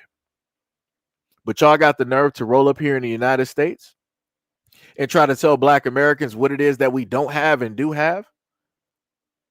Y'all want to try to dictate some things directly to us. You want to try to get in political positions, knowing mentally how it is, right? With the tribalism, how it is that you are when you view Black Americans and Africans. And then you want to decide when you get directly up into these political positions, you want to be conservative and you want to get on national TV and all of these podcasts and wherever else. And you want to try to tell the world that Black Americans do not need or deserve reparations. Huh? Wow. And y'all wonder why it is. You wonder why it is that we say the things that we're saying currently at this moment in time online. You wondering why it is that we are talking the ways that we are talking and giving the responses that we're giving. And I had somebody up there sit up there and say that I'm delusional. The only thing that's delusional is the fact that I love my people. The good, the bad, and the ugly. Out of this whole channel, that's the one main consistent thing. I love my people. So if I'm delusional because of that, then so be it. So be it. I will be somewhere in the ethos, in the aether, and I will be there with my delusional self while I'm looking at my people and doing the exact same thing that I've always been sitting up there doing. Like I said, we are different. We are clear cut different, and people do not understand it. People do not get it. That's some crazy work. That is 100% crazy work. But like I said, it be like that, you know. I can at least safely say that with the feelings and everything that I have, everything is coming directly from the core. It's coming from every fiber of my being. And you know, I mean the things that I just so happen to say. Right. Regardless on people disagreeing, you know, with it or not. Matter of fact, to highlight that disagreement part, right? There's a where is it? Where is this it? So let me just download this, right? Because there was a recent video. This is sort of like a segue. So there was a video that I recently gave directly to you guys, and I think we might have touched on this video before. And I was specifically talking about a Black father, right, that was giving information to a young Black male and telling him about his daughters, right? And again, this is me as a Black man. This is me sitting up there critiquing my own people and doing the things that I've always been doing, right? So y'all can see some of the comments. Y'all might have to like maybe zoom it in or however it is y'all do it, because I know a lot of y'all watching directly off of a cell phone. But I'm just going to read through some of the comments, right? Real quick, and then we'll carry back over to the main topic. So let me try to scroll up. One person named Bonnie Shea said, "This is man math. We don't know if the father was even an active father. We don't know how they grew up. He could have been absent all their lives and reconnected after years that they were grown up. They could have seen that man disrespect his mother and them for years and matched his energy. Just because they don't respect him doesn't mean that they won't respect someone else. He failed as a father and is still failing as a father. He just disrespected his own daughter by even saying something like that." Another person by the name of, this Shay L2P was writing comments throughout the whole comment section. Crazy work. Somebody said, "Cap, I know fathers with nothing but daughters and they love and respect them. You keep forgetting kids see everything. You don't know if that man is abusive to their mother. It's extremely rare for a kid to disrespect a parent unless it is deserved. Another person by the name of what is it? Shanti Anderson, right? 2034 said this. If you have chosen a daughter who is NIM emulating, basically trying to say emulating, but putting men as the first, again, feminism type of dribble. She said, meaning acting like many men do, then that is on you. You saw in her what you see and have within you. Next topic. Basically, she's trying to say that if you pick a woman that has a little bit or some type of masculinity in her, you picked her in a sense basically because you like men, yada, yada, yada, trying to basically find a way to call black men gay, right? After that, the same person said, respectfully, daughters were here first. We are parthenogenic, started out procreating without men. I don't even want to read the rest of this. Oh my God. Started out procreating without men. Men have taken all of our inheritance. Then you teach some of them to become streetwalkers, whatever. Then you say that we are disrespectful. If you are raising daughters to be submissive and have no say so, there should be no wonder to why there is such an off balance in our whole worldwide womb. www womb dot dot dot. Give birth, man, give birth. My grandfather was the best man I ever known. Notice how she didn't mention her father. Oh, and this man is well into his 60s, 60-ish and 70s. No disrespect. His hair has dyed. Now we're breaking down daughters. Let's get some balance. Michelle B on YouTube said, did he raise them? If so, why didn't he raise them to respect themselves and good men? Another person by the name of, what is this? Monique said, okay, but why? Right? Because my mother didn't say anything ever to me about my father. I thought my father was everything. As I grew up, my mother tried to get him to participate in me and my brother's lives. My dad was so busy chasing other women.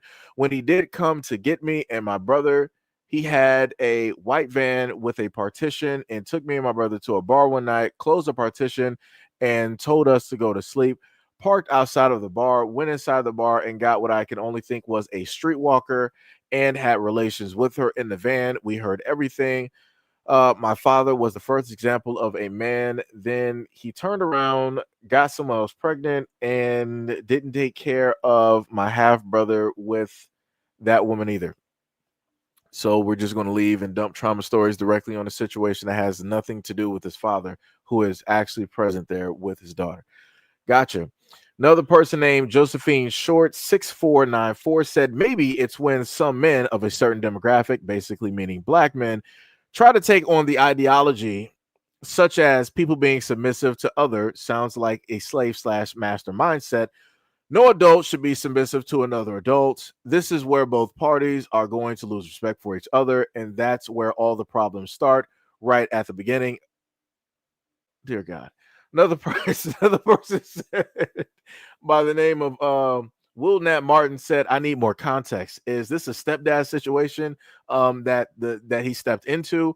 Were the daughters raised in separate homes due to divorce? ? Another person said, this is the shady L2P, whatever. She basically said, you respect a failure.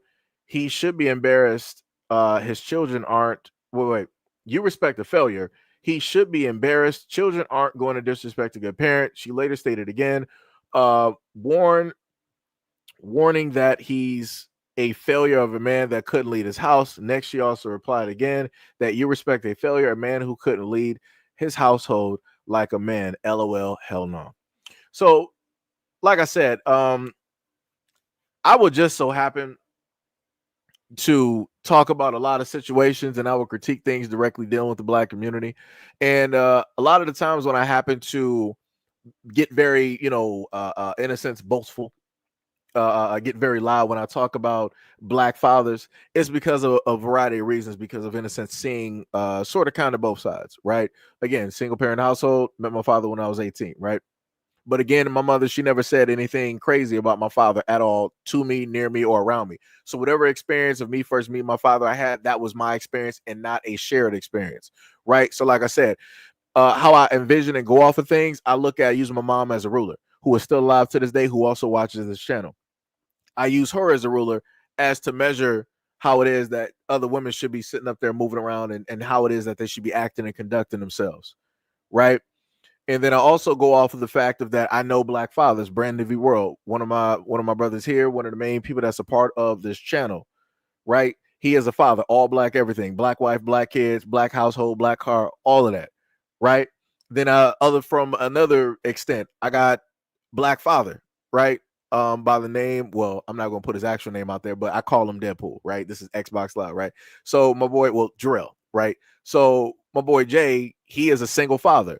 The mother did not want to be directly in a child's life. She abandoned that child. So the responsibility was given directly to my boy Jarrell, and he's been raising his son still to this day.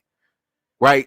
Soon enough. I think is he now a freshman in high school? But basically, this is almost like pretty much 18 years that he is raising his son by himself in that household without the mother even being present. So when I happen to have a certain type of voice and a certain type of pride, and I speak highly of black fathers, I mean just that. I'm going to do just that.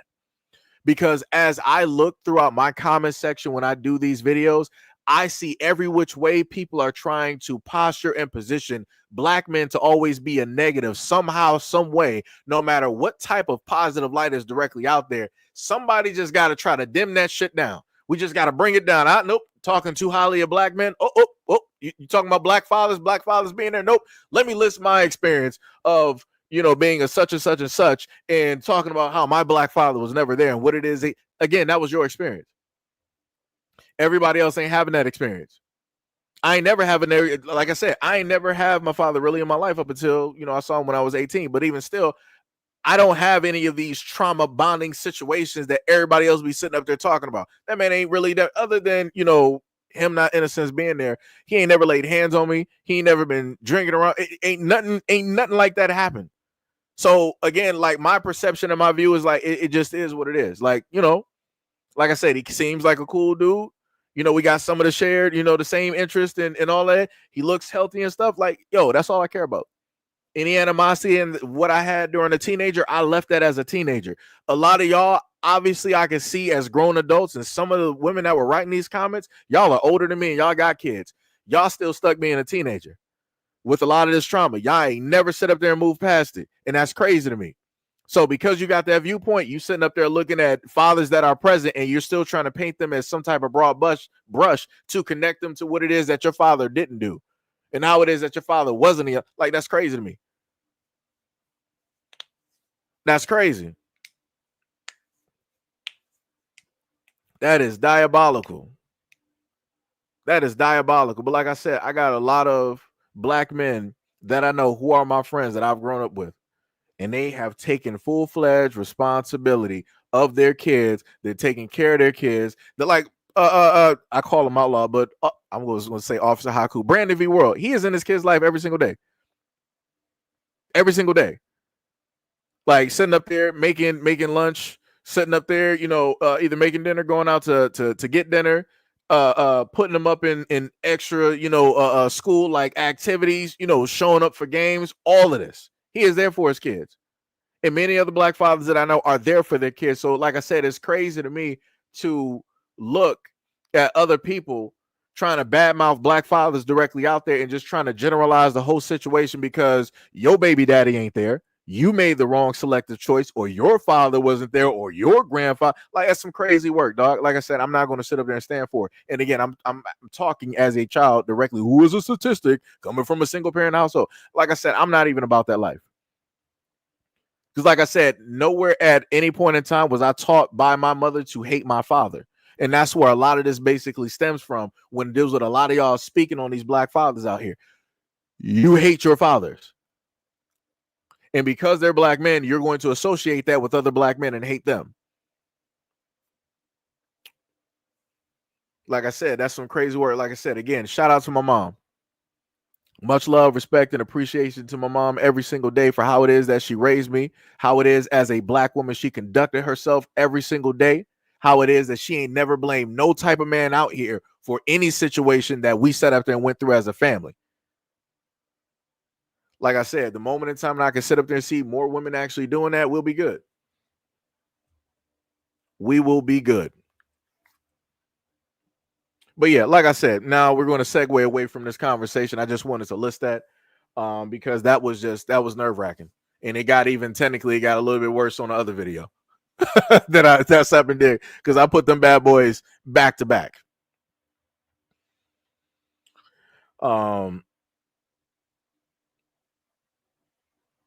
yeah, let's go to the next. I actually got some more videos as well too. So let me make sure just to keep track.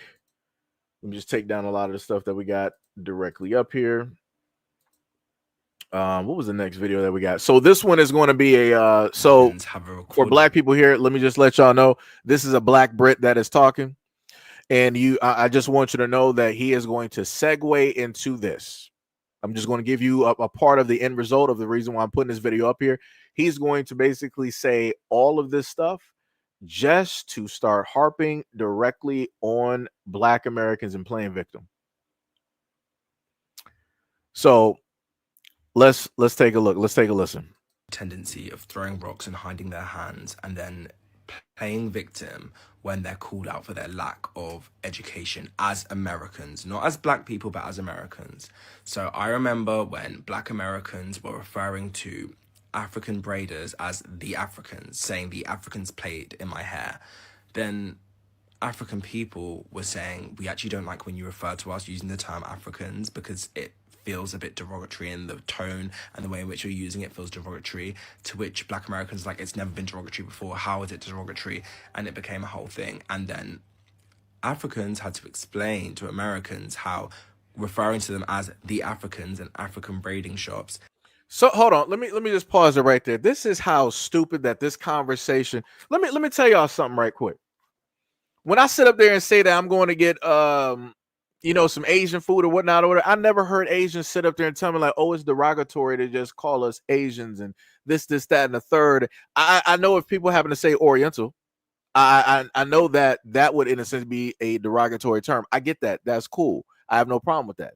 Right. This is why you see in a lot of stores, they took that branding directly. Some stores still use it, but generally a lot of stores took that down because they understood, right? The Asian community spoke out about that. They had a problem and it was pretty much fixed, for the most part. Again, I sit up there. I'm about to sit up there and go get some Asian food or whatnot or whatever, or whatnot, whatever. Don't nobody got a problem. I'm about to go get some Mexican food. Right. And this is something that black people, I'm about to go get some Mexican food because it's Mexican food. Right. That's just what we want to categorize it as. Right. Ain't nobody having a problem with that. Ain't nobody making like a big fuss. The only thing in America that Africans that come from Africa, the only thing that y'all are known for here is braiding. So when we sit up there and say that I'm going to the African shop to get my hair braided by the Africans, we mean just that. It ain't derogatory. Like, what are we doing here? Like, y'all are just like, man, this is beyond stupid. Y'all are just doing way too much. Y'all doing way too much. Y'all doing way too much. Like, brother, like, what is happening? Like, how do we get to this point? So now we can't call it African braid. So what is it? So what is it going to be called? If we can't say that the people who are braiding it first are African and they're the braiders, meaning that they're doing African braids, what are we supposed to? So what? You just wanted to be called? Oh, I'm going to the braiding shop, huh? What? Like, I'm a little bit confused. Like when black women sit up there and get their nails done, it was like, yo, I'm going to the Korean nail shop, Asian nail shop, or sometimes they might just say nail shop, right? Just saying. Again, Asians do nails. I ain't never heard no Asians again come out and say like, oh, specifically we're actually Thai. We're Laotian. We're Filipino. Actually we're Fijians. I've never heard of Asians getting mad that, oh, you call this like an Asian nail shop? Oh, that's crazy. Black people, get yourselves together. This is derogatory. What? What are we doing? Anyway, let's continue. Can be seen as derogatory to some people, and had to explain African identity, especially how it's perceived in America and the reasons why that is offensive. I remember another time there were videos where Black Americans were trying African food and made like a massive show of showing how disgusting they found it and how gross it was. Africans responded to that by saying, you guys eat soul food, which fine, mean, whatever, talking about how soul food is unhealthy. And then Black Americans replied talking about that's so disrespectful. You don't know the history of the food. You don't know like the history of slavery, this, that, the other. We had to eat this. We had no choice. But did you not think about the history of the African dishes, which Black Americans were disrespecting? What?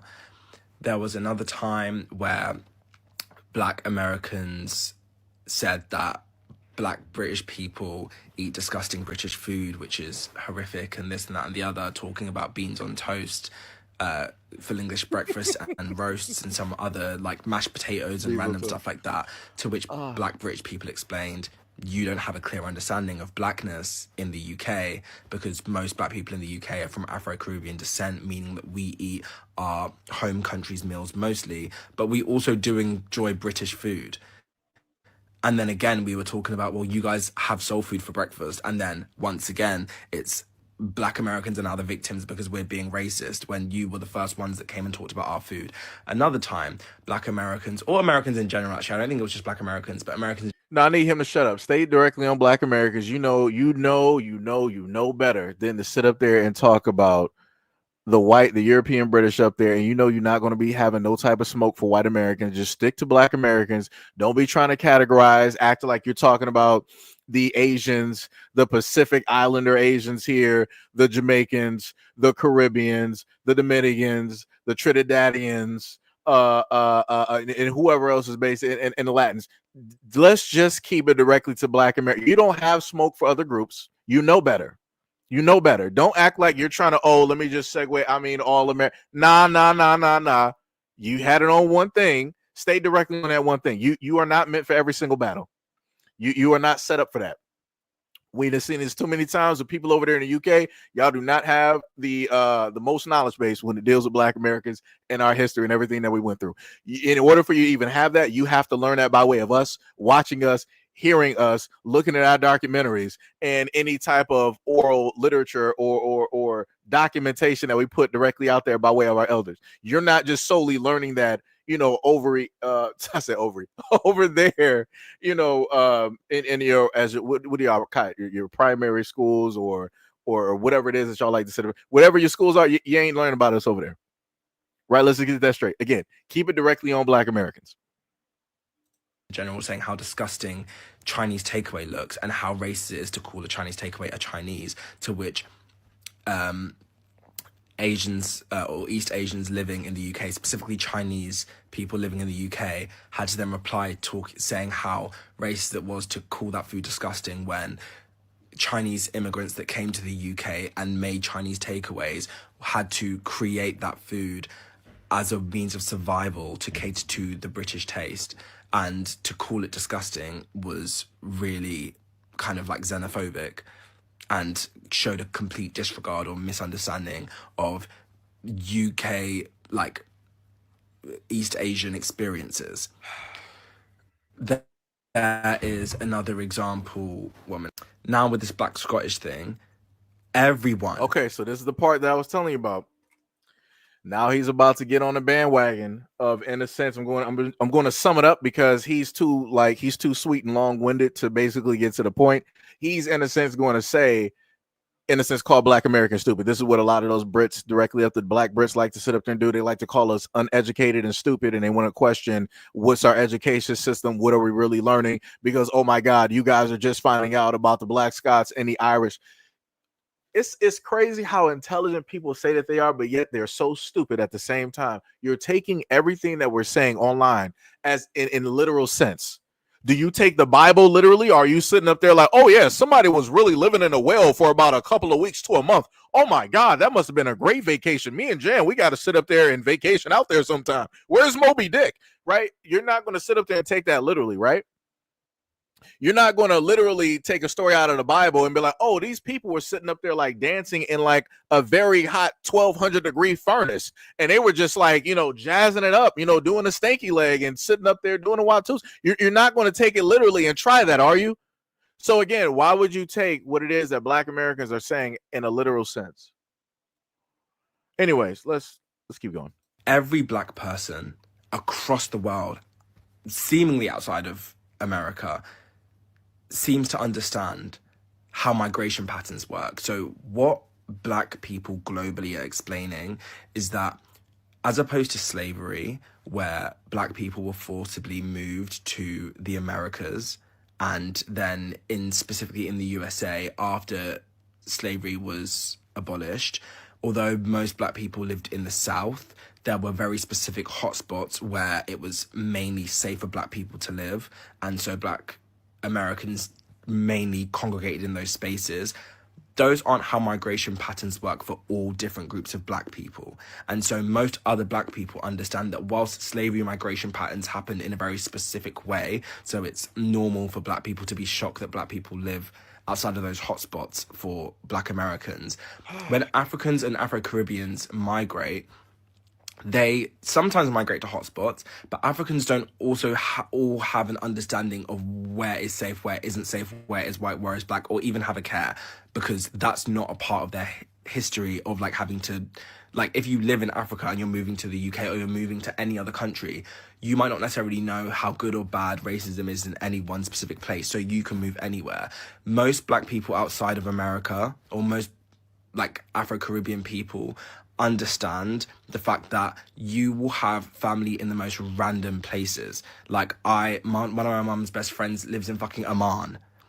I don't even know where that is. I know I have cousins that live all across the world. So it's not surprising, shocking, exciting for us to find out that Black people live in different countries, because we know that, because we have an understanding of how Afro-Caribbean migration patterns work, which is that they're pretty sporadic.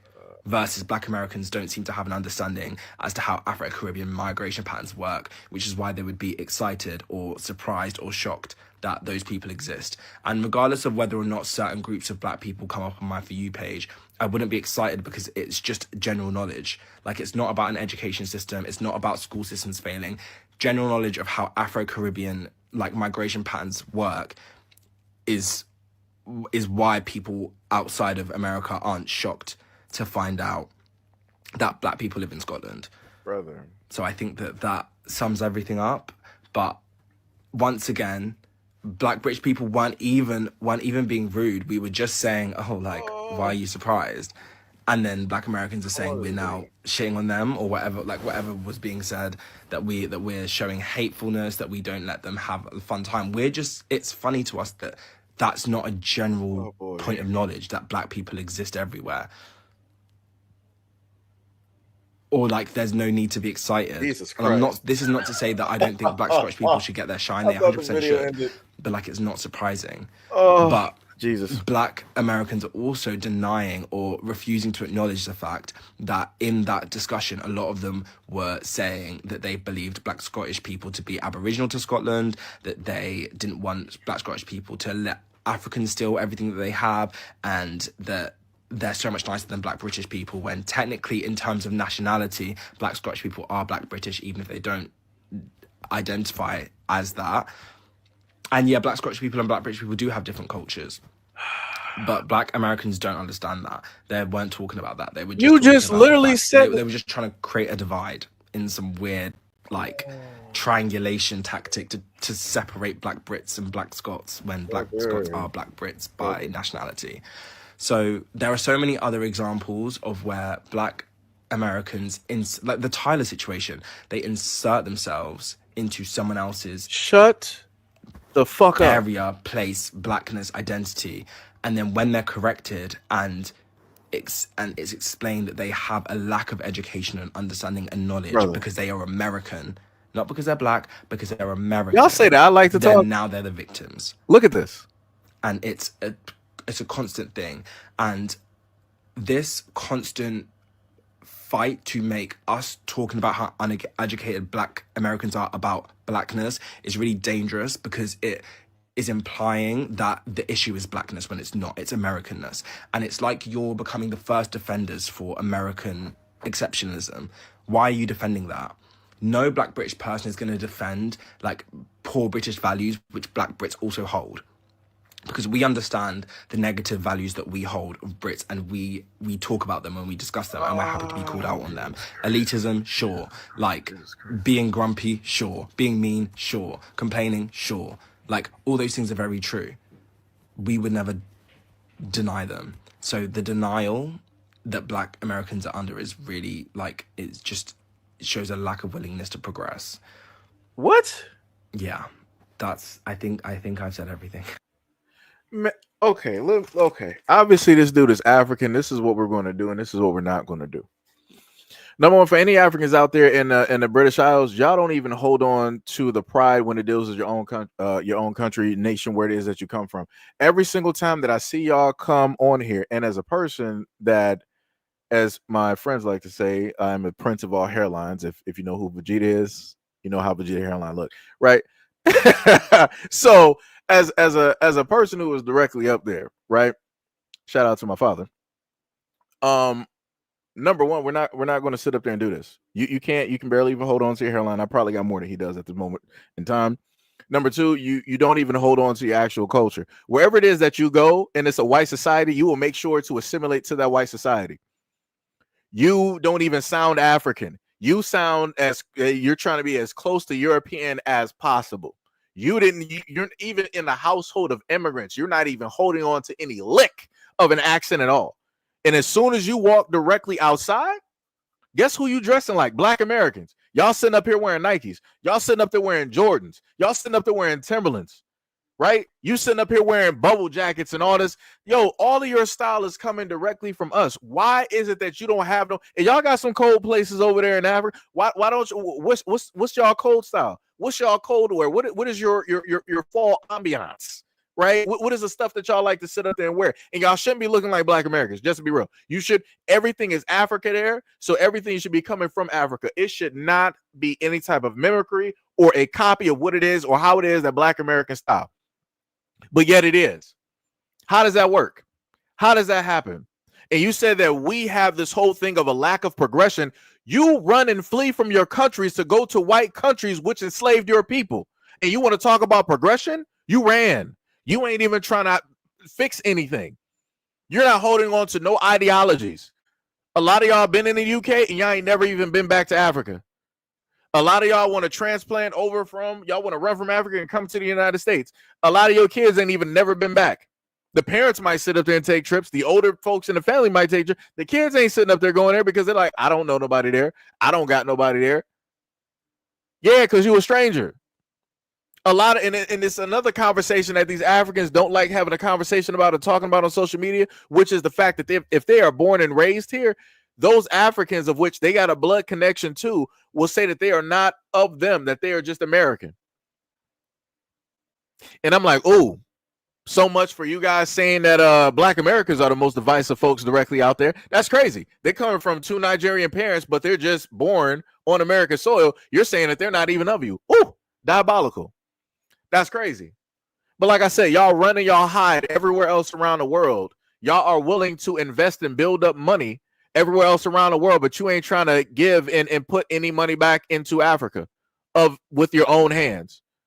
You want to sit up there and build up some stuff, right, in the United States, but what you doing with that money when it deals with Africa? What you doing with that money when it deals with your village or the area that you live in that might be impoverished? What you doing there? Nothing.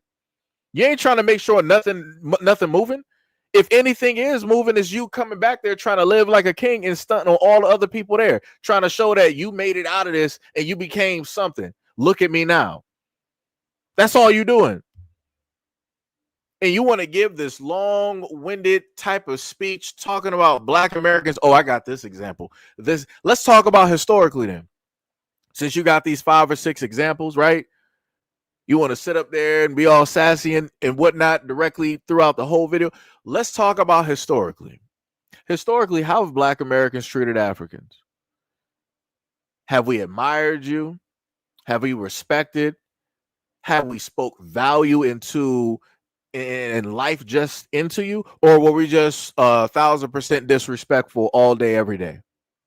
I bet you it was the first one where we talked love, we gave respect, value, showed some type of form of dedication, wanted to be directly a part of that and all that other type of stuff.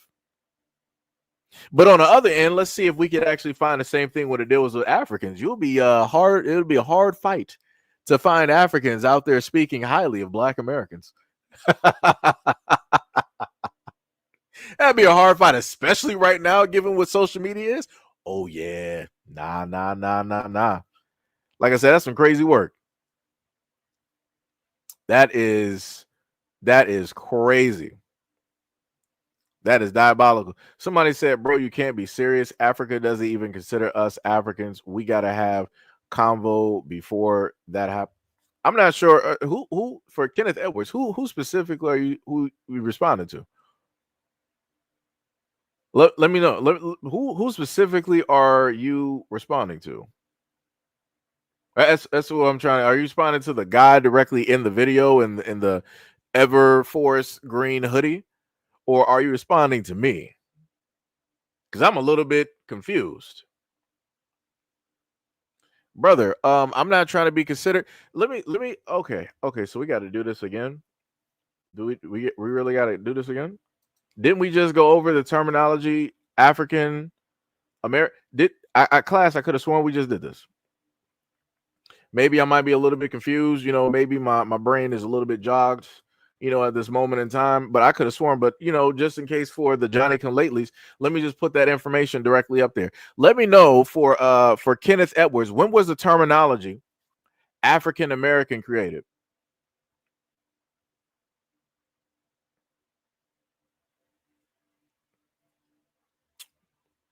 Why are you confused? Because I use the terminology class. Like, do you just get hung up on one thing and just like you can't even stay focused on one direct thing? In front of you at this moment in time.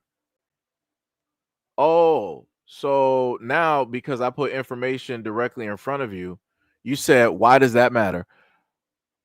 Are you fucking serious? That is that what we're okay for anybody that is currently here? This is why it is so difficult to actually put out information, or at least decent information, where it's there to, in a sense, educate people on certain things. And then when you happen to put information up there, people will come back and be like, oh, why does this even matter? You have to be, bro. You know what? I got you, because I don't got time for foolishness. Patience is clearly low. Not even about to do it. We're getting you up out of here. That we're just gonna. I'm just me myself. I'm just gonna say that directly to you. If you wonder why you can't respond, I myself, SEIJIHITO, of this platform here, of which it has my name directly up there. I'm the one that set up there and banned you directly up. We're not doing this.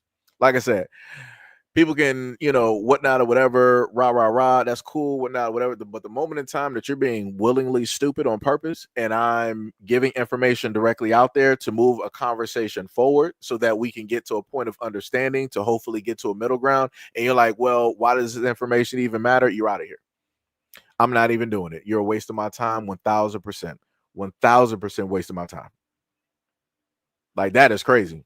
I've never in my life seen such ignorance from a grown-ass adult, where you give them, you're literally handing information over, and they're like, why does this matter? I'd rather just stay in my ignorance. Okay, so you want to just stay fixated and focused on a word that ain't even really been here. You literally have people here. My grandmother is older than the terminology of African Americans. I'm talking about since the popularity of Jesse Jackson. My grandmother is older than that. The woman, like I said, RIP to my grandma, she was about like 83, 84. She is older than the terminology African American. That was not even a term that was used when she was growing up. So what are we talking about? What are we talking about? And then there was a brother up here that did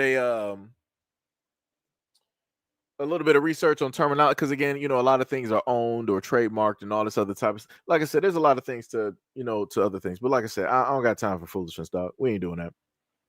Waste of time. 1000% wait. Cannot believe that.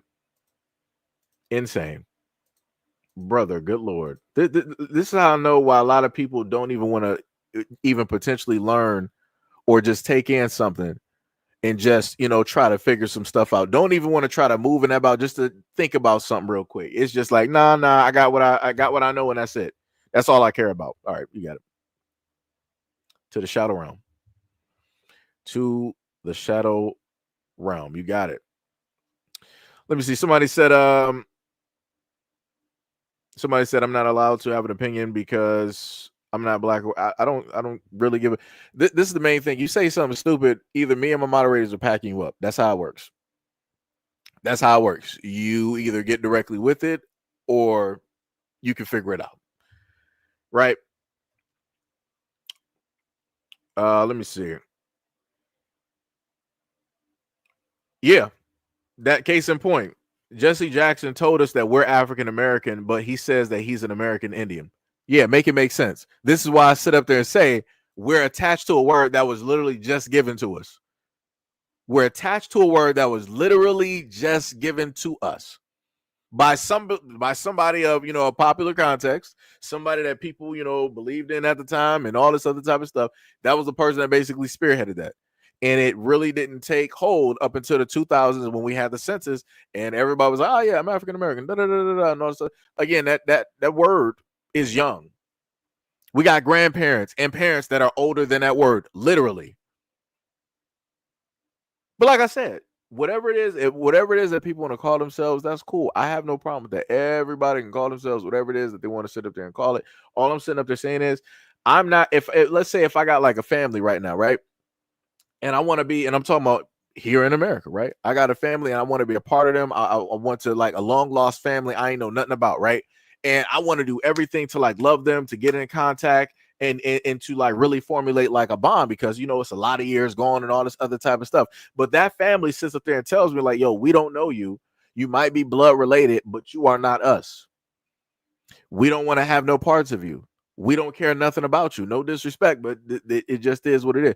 That's what I'm saying when it deals with a lot of these other groups directly out here. I'm not going to sit up there and fight too. I'm not going to fight more for something than what other people basically want. I'm not going to do that.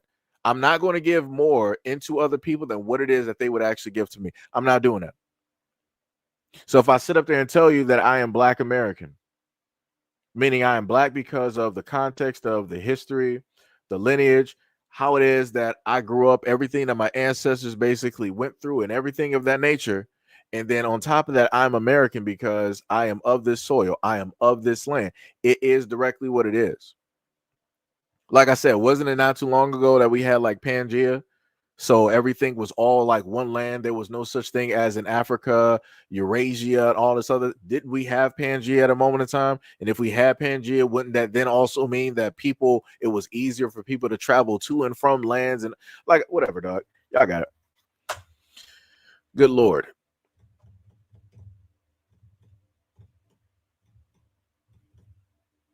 Let me show you how things are basically making worse at this moment in time. The people that are currently in control, and I'm not sure if you're white or not. I'm not looking for you to list a religious group as the main ills and the falls of society and who are the controllers. I'm not doing that. I'm focused directly on America and the people that we can see and hear directly on television, the people that we vote for every single day, the people that are really in control of the money that are on C-SPAN and all. Like I said, I'm focused on that, right? So the craziest part is that me as a Black American, I can sit up there and tell white folks that, yo, it's classism directly going on directly out here.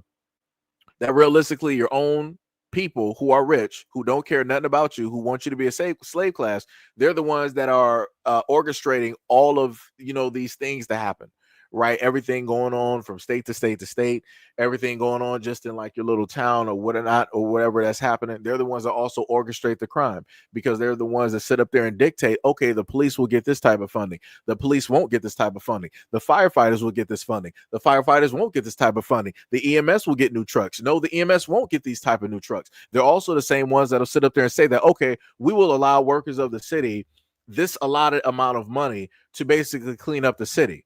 And then they'll turn around and be like, we need to make budget cuts. Actually, that allotted $20 million. We're only going to give you the $20 million that you needed to clean up the city. We're only going to give you like $4 million.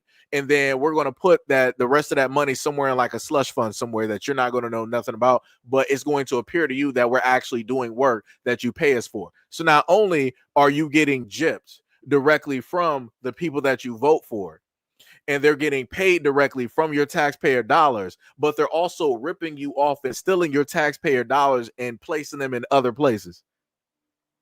Because wasn't it not that long ago, about 2, 3, or 4 weeks ago, that the government had to pass a bill to state that those in office cannot do stock trades because they were the main ones getting insider trading, right? Making money over the American folks directly out there. Was that not what was going on? And then they had to, in a sense, make this bill themselves instead of listening to the American people. Again, showing you that type of classism that is going on. They're not going to listen to the poor, because for the whites out there, I want you to understand, I don't care what type of money. If you're not in like that million percentile, even if you're making $100,000, they still look down on you, consider you poor, because they're getting rid of the middle class.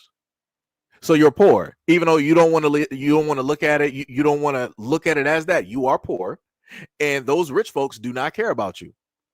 But lo and behold, I as a black man can sit up there and tell you that. And what would y'all sit up there and do? Oh, you're racist. You hate whites.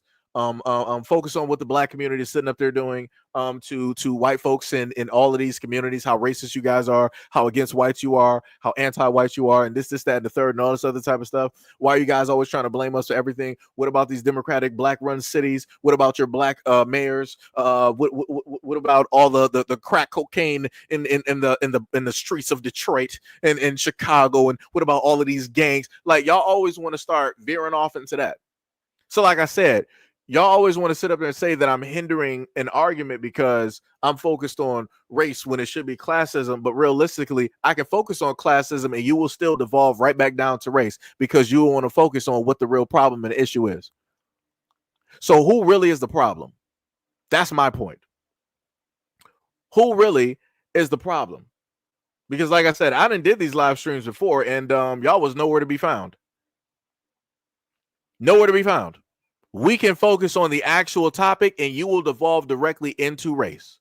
Oh, 13% of the population, 1350, 1351, 13% of the population does 51% of the crimes in the United States.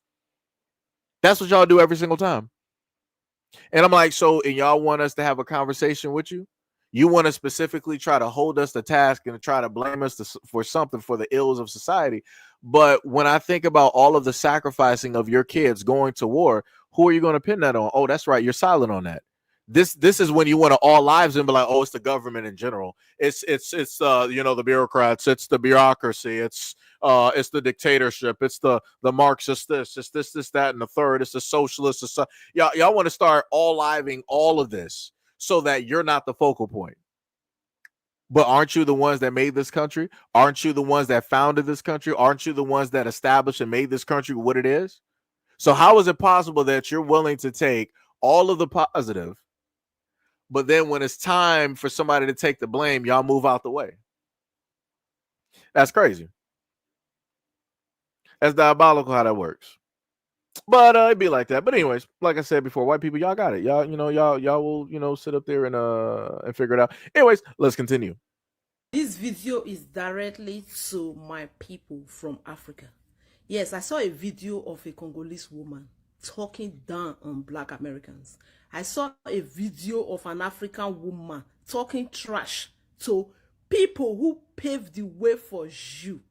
Do you know how many fights do these people fought for you, just for you to be where you are today?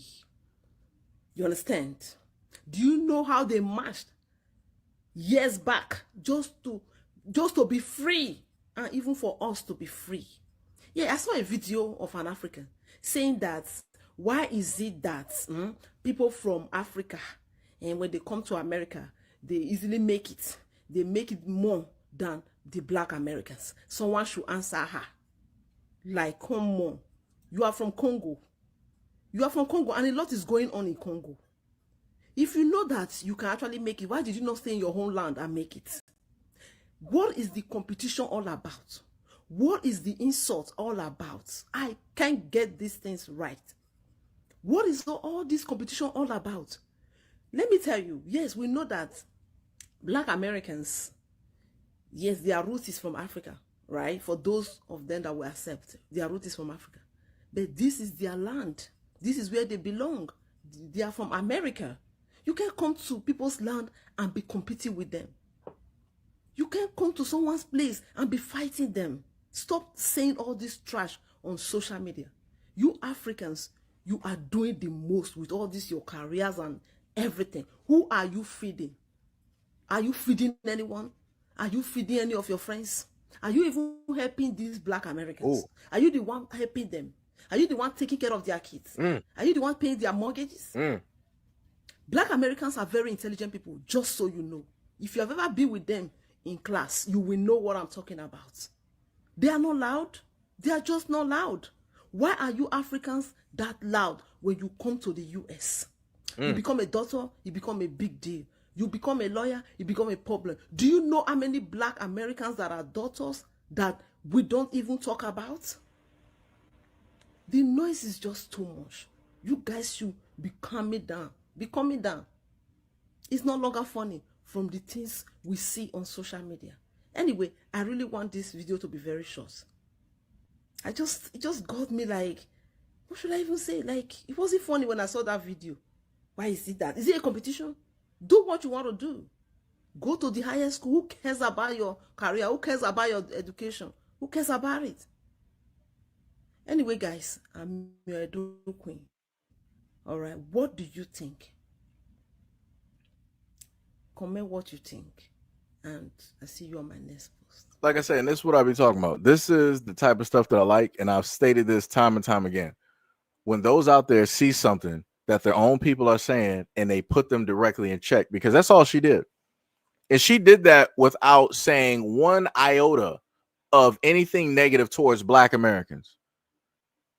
She did quite the opposite and spoke positively. And questioned why is it that her people are coming directly into the United States and they want to have this back and forth. They want to sit up there and fight and do all this other. Like I said, this is a prime example. This is a prime example of what it is that me and many other Black Americans are talking about. When it is that your people are directly out here talking straight hot garbage about Black Americans, you put them in check. That is all we ask for. Like I said, I don't even really know who this woman is. Shout out to her. 100% shout out to her. And I hope she stays directly on this thing here. Because the moment of time that stuff like this gets called out and it can get fixed, then that's even more focus that a lot of Africans can basically do and be fixated and focused directly on their countries or their places of origin and get those up and running. Just saying. Just saying. Just saying. Let me see. What else do we got here? Miss Anderson said they just following suit. Yeah. That's bars. I'm shocked you still here because normally you would have left us by here. I got to start sitting up there talking mess because you ain't been here in a minute, so I got to do it. You got to do it. So let's go to the next video. About Black American women, because when I was my lowest in this country, these are the women that look out for me. I moved here when I was 19 years old. I moved in Southside, Oklahoma. I had no idea that I was actually moving in the hood. $500 for a 2-bedroom, I am taking it. I moved there and I met the most amazing, when I'm telling you the most amazing Black women, these women literally took me like I was their own child. They cared for me like I was their own baby. When I mean cared for me, they would care about who I was dating, not because they were trying to be nosy, but they were just really actually looking out for me. Second, they would feed me. When this woman, Miss Tamika, was actually cooking her food, she would pack this little box and drop it at my door. When Miss Taryn was making the food, she would pack a little box for me and bring it at my door. My first dining table were gifted to me by an African-American women. She literally came to my house and saw that I had no dining table. It was like, come get my dining table. Literally, this is truly what I've experienced. And that's why I feel so strongly about Black women. And I feel like if ever in my life I came to say wrong or bad things about them, this would be a day that God actually would punish me, because I would have been ungrateful to the people that actually helped me. Best experience that I had in the US, it was the most genuine people that I've ever met and lived through. I never knew that I was in the hood. I learned that I was in the hood years after moving out. It was that good. And that's what I try to convey to a lot of these folks directly out here. This is how Black Americans move. If we happen to see you, you just so happen to might be struggling. Yo, a lot of us will sit up there and help you. We will give you rides to and from work. We will make a way for you to get to where it is that you need to get to. Even if we're struggling, we will make sure that you're not sitting up there struggling worse than us. We might be, on par with the struggle, but you're not going to be, at the ends of the earth trying to figure out how to sit up there and make it. It's like, yo, we both gonna be sitting up there taking this road together, right? Like I said, Black Americans will figure out and sit up there and make a way. That's the way that we've always set up and done. And we just so happen to see other people from other countries coming here. I'm talking about if you Caribbean or if you African or whatnot, we will do the exact same thing. But like I said, now that's getting taken aback, because we're like, yeah, it's a lot of disrespect directly out here. Yeah, nah. And then the craziest thing directly about what it is that this woman is speaking on, she had all of this positive stuff to say about Black American women. Where were the women of her tribe? Where were the women of her nation? Because I know they're here. Where were they at to sit up there and help out this woman that was struggling? Why did they allow her to sit up there and be in the hood? Why? Why weren't they donating money or getting some money together to make sure that, she can make it throughout the months and whatnot or whatever, so she can go to and from and do the things that she needs to sit up there and do? Why would you sit up there and allow one of your own women from Africa to be living directly in the hood? Why? Like I said before, can't nobody sit up there and try to tell me some stuff about Black folks out. You can't tell me nothing. You can't tell me nothing. And like I said, stories like this, you're rarely going to hear these stories, because again, these videos, they don't happen to make money. People don't want to engage and actually have conversations. A lot of people don't happen to care about the positivity, especially when it deals with Black Americans directly. They're not trying to hear nothing positive about it. They always want to hear everything negative. This is why everybody is creating a podcast talking negative about Black Americans. Everybody's making money directly off of Black Americans by parroting and saying the exact same stuff.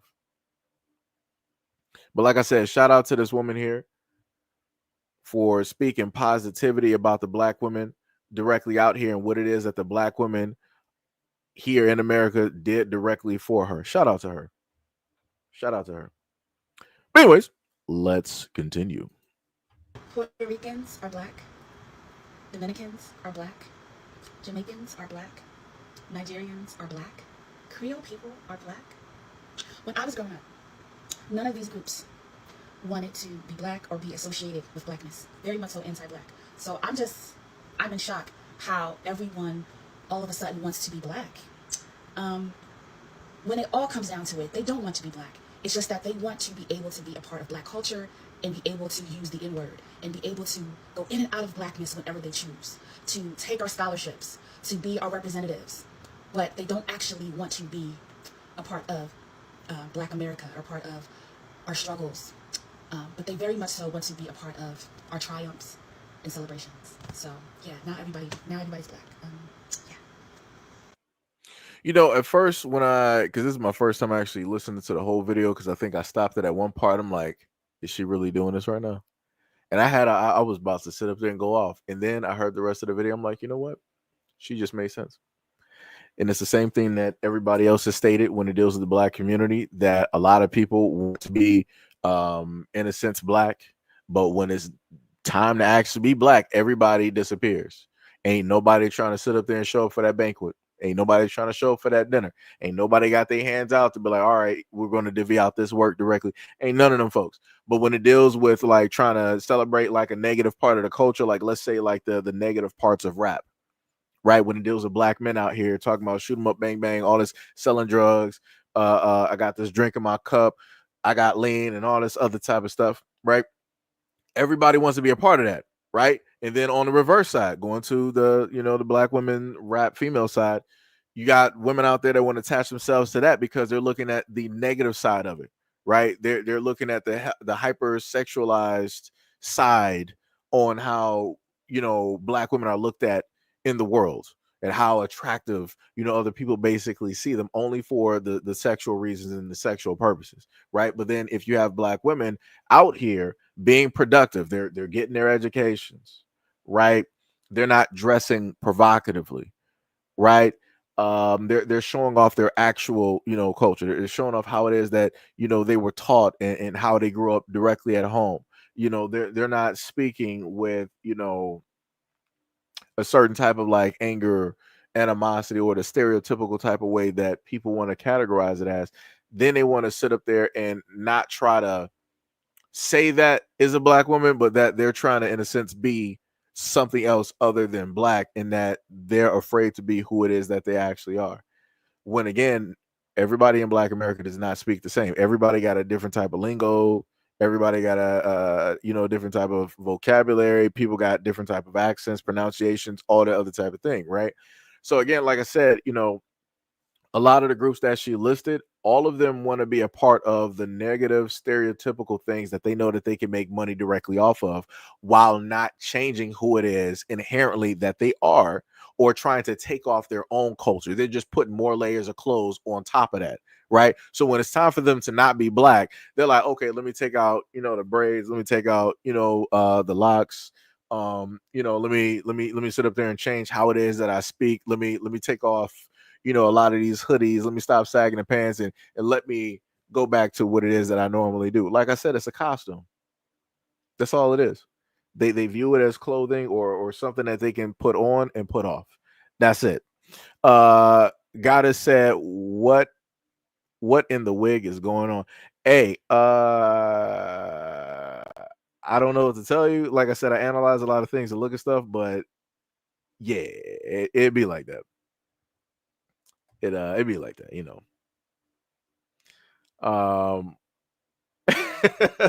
Sham was like, ain't nothing wrong with wigs. People been wearing them since the beginning of time. I mean, Sham, this is true, but when we've looked at a lot of these videos and that somebody is wearing a wig, chances are it's gonna be some stuff. It's gonna be some stuff, right? Let's go to the next video. Oh, wait, that was the previous one. Gotcha. Because I think I reloaded that. All right, so let me go and get these other videos that I had, because I didn't actually have space directly for them. So yeah, I want y'all to pay attention to how it is that we got these Africans talking and having a conversation, right? So okay, I'm glad she got her head down, right? So shout out to my Klingons, shout out to my Trekkies directly out here. If you know what a Klingon is, shout out to you. Much love and respect. Obviously, you must have watched Star Trek somewhere in your life. Obviously, this woman must be a fan of Worf, because I can see it. But we're going to listen to how these women here are going to have a conversation about Black Americans. Let's take a listen. Why is it that Black Americans hate Africans? I don't know. Like, from what I've heard, I guess annoyance that they feel like Black Africans come to the country and they're given preferential treatment because there's this sort of belief that, we work harder and we do this, and but therefore we're like the good model minority. Yeah. Which in turn makes them look bad. Yeah. And that even though, I mean, the FDA and the ADOS lot, they say that they can distinguish who's Black American and who's African. And I can't. They say that there's like so many different, you can easily distinguish and all that, which I think is a whole load of cap. There may be some truths to it. Like, at the end of the day, we know how white supremacy works, right? Yeah. And it does absolutely get off on causing division. That's how it's always been. And it's just unfortunate that people are actually buying into it, but they're mad at the wrong people. I just feel like the energy is completely misdirected. And even if those differences are there, 'cause I'm going to give them the benefit of doubt and say that there's some element of truth to that. Who is responsible for that? We need more honesty about the misinformation that's been put towards both of us, because when we've had this discussion multiple times, it's not often we get Black American honesty about the negative stereotypes they have. I say it, we say it, but they're like, no, we were open arms and welcoming. There was definitely negative stereotypes of immigrant blacks perpetuated by Black Americans. So you can say that you're welcoming, but were you?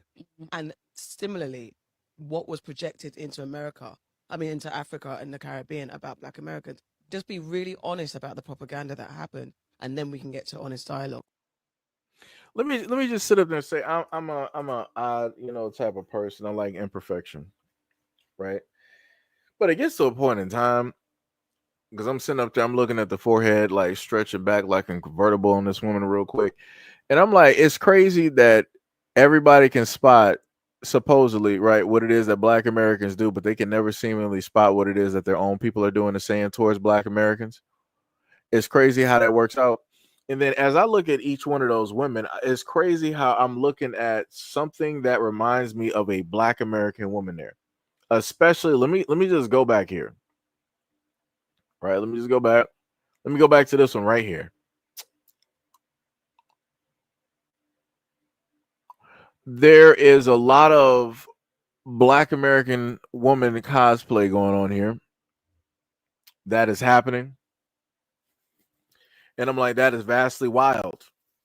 And as I stated before, it's crazy how they run up on these podcasts and they start like you know how many Black female content creators, Black American female content creators that we have, that they could have had a call in or done something to have them directly on the platform to explain, but they opted to keep it amongst themselves, to have that conversation, to try to explain and to only give their perspective, because a lot of the stuff that they were basically saying, there would have been, especially if there was a Black woman in the room, Black American woman in there, there would have been rebuttals. there would have been rebuttals left. They're not ready for that. They can't handle that. Like I said, they have not been here long enough to actually be a part and to have these conversations. This is why they have these closed off conversations in between themselves on these podcasts. Because again, like I said before, why is it that these African women are not talking about their homelands? And the other thing I've noticed too is that when you have a lot of these African women and they happen to have these colored wigs directly on, they color them so it technically you can't spot them actually being African, because I started to notice like a little like it's if anybody knows anything about like comic books, they say that Superman, the reason that nobody can tell that Superman is Superman with glasses on is because he has this type of power of hypnotism that goes on, right? When he puts the glasses on, he's Clark Kent. When he takes them off, people are like, oh my God, Superman is right here. And you have on a suit. Oh my God, right? It's that type of thing. Because I told y'all before, Ice Spice is African. Right? And I learned this by way of online, that Ice Spice is African. And I really didn't start to see that Ice Spice was African up until her hair was a darker color. When her hair was darker instead of like that orange, type of like color, I was like, oh, I see you now. I can really actually see who you are. It's the craziest thing. I kid you not. When you look at Ice Spice now, in the movie with Denzel Washington, right? Look at that Spike Lee movie where Ice Spice is in there. You pause the screen on that commercial and look at her face. You will be able to tell with that darker hair, oh, snap, you are African.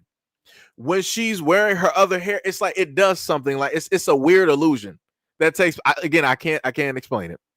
I can't explain it, but it's like it's a weird illusion that happens. I kid you not. It is crazy work. Wow, that's crazy, Sham.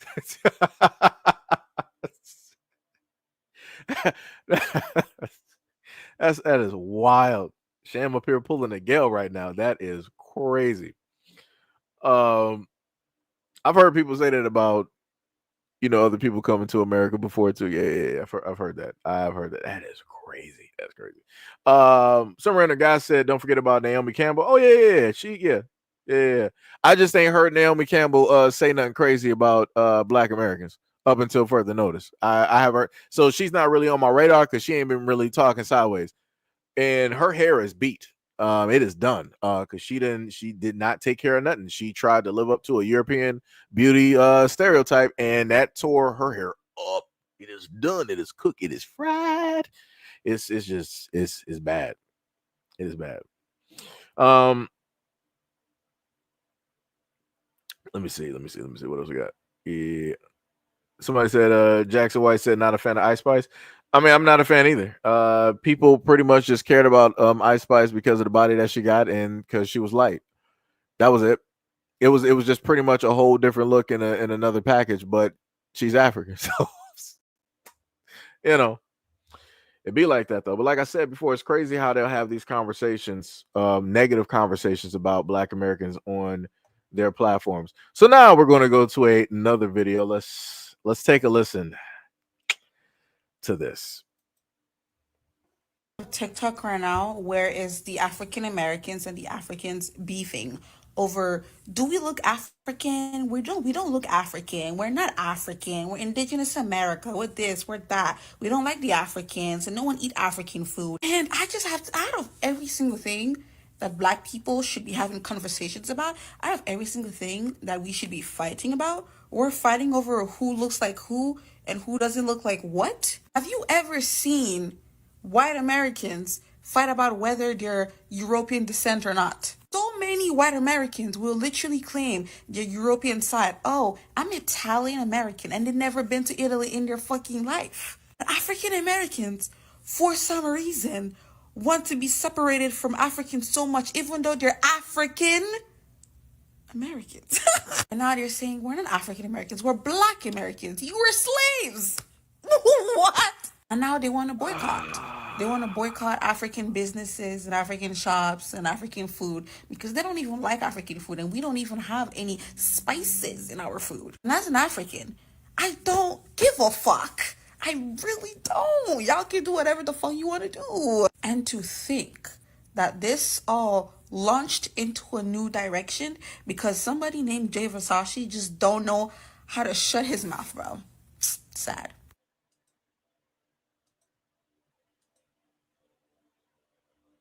Do we look African? We're not African Americans. We're Black Americans. You were slaves. So again, for the Africans and for many other people that wonder why it is that I give the responses, y'all always say this every single time because y'all don't even know anything before slavery. Y'all don't know nothing about slavery, nor are you even trying to do any history. You're just like the idiot that popped up on the screen earlier that I highlighted, where I tried to give him the information on where the term African American came from. It said, why does that matter? She's within that exact same box as the other idiots directly out here. She could literally research how long has African American been used in this timeline, and it's not been that long at all. And this is when she really thought she hit on a note that she was really cooking. You're African American. You didn't find anything, champ. You didn't do anything. You didn't highlight nothing. You think that you found some type of like what oxymoron or whatnot? Like, yo, you didn't. You're not cooking. You're not, just like your normal food. You ain't cooking. It ain't no spices. Ain't no type of seasoning. And then you got the nerve to bring that up there and try to say that to us that you don't actually care. Well, let me see. You're wearing you got like the whole bonnet thing on, right? I'm seeing you in the bed with makeup on, right? I see the false eyelashes. I can tell that you got your eyebrows done, right? And I can tell that you might be using something directly on. Let me see. What? Yeah, she got some type of like gloss or something directly on her lip. I'm looking at a lot of Black American women type of thing here. That's what I'm looking. I'm not looking at anything African. The only thing African that I can just so happen to spot is maybe her accent. Whereas like she is really fighting to hold that back, which is crazy to me. And then on top of that, you're using Black American vernacular, our slang, while trying to talk about, like, this is what I do. Like, if you're going to talk about Black Americans, at least talk how you normally talk, how your people talk. Like, do that.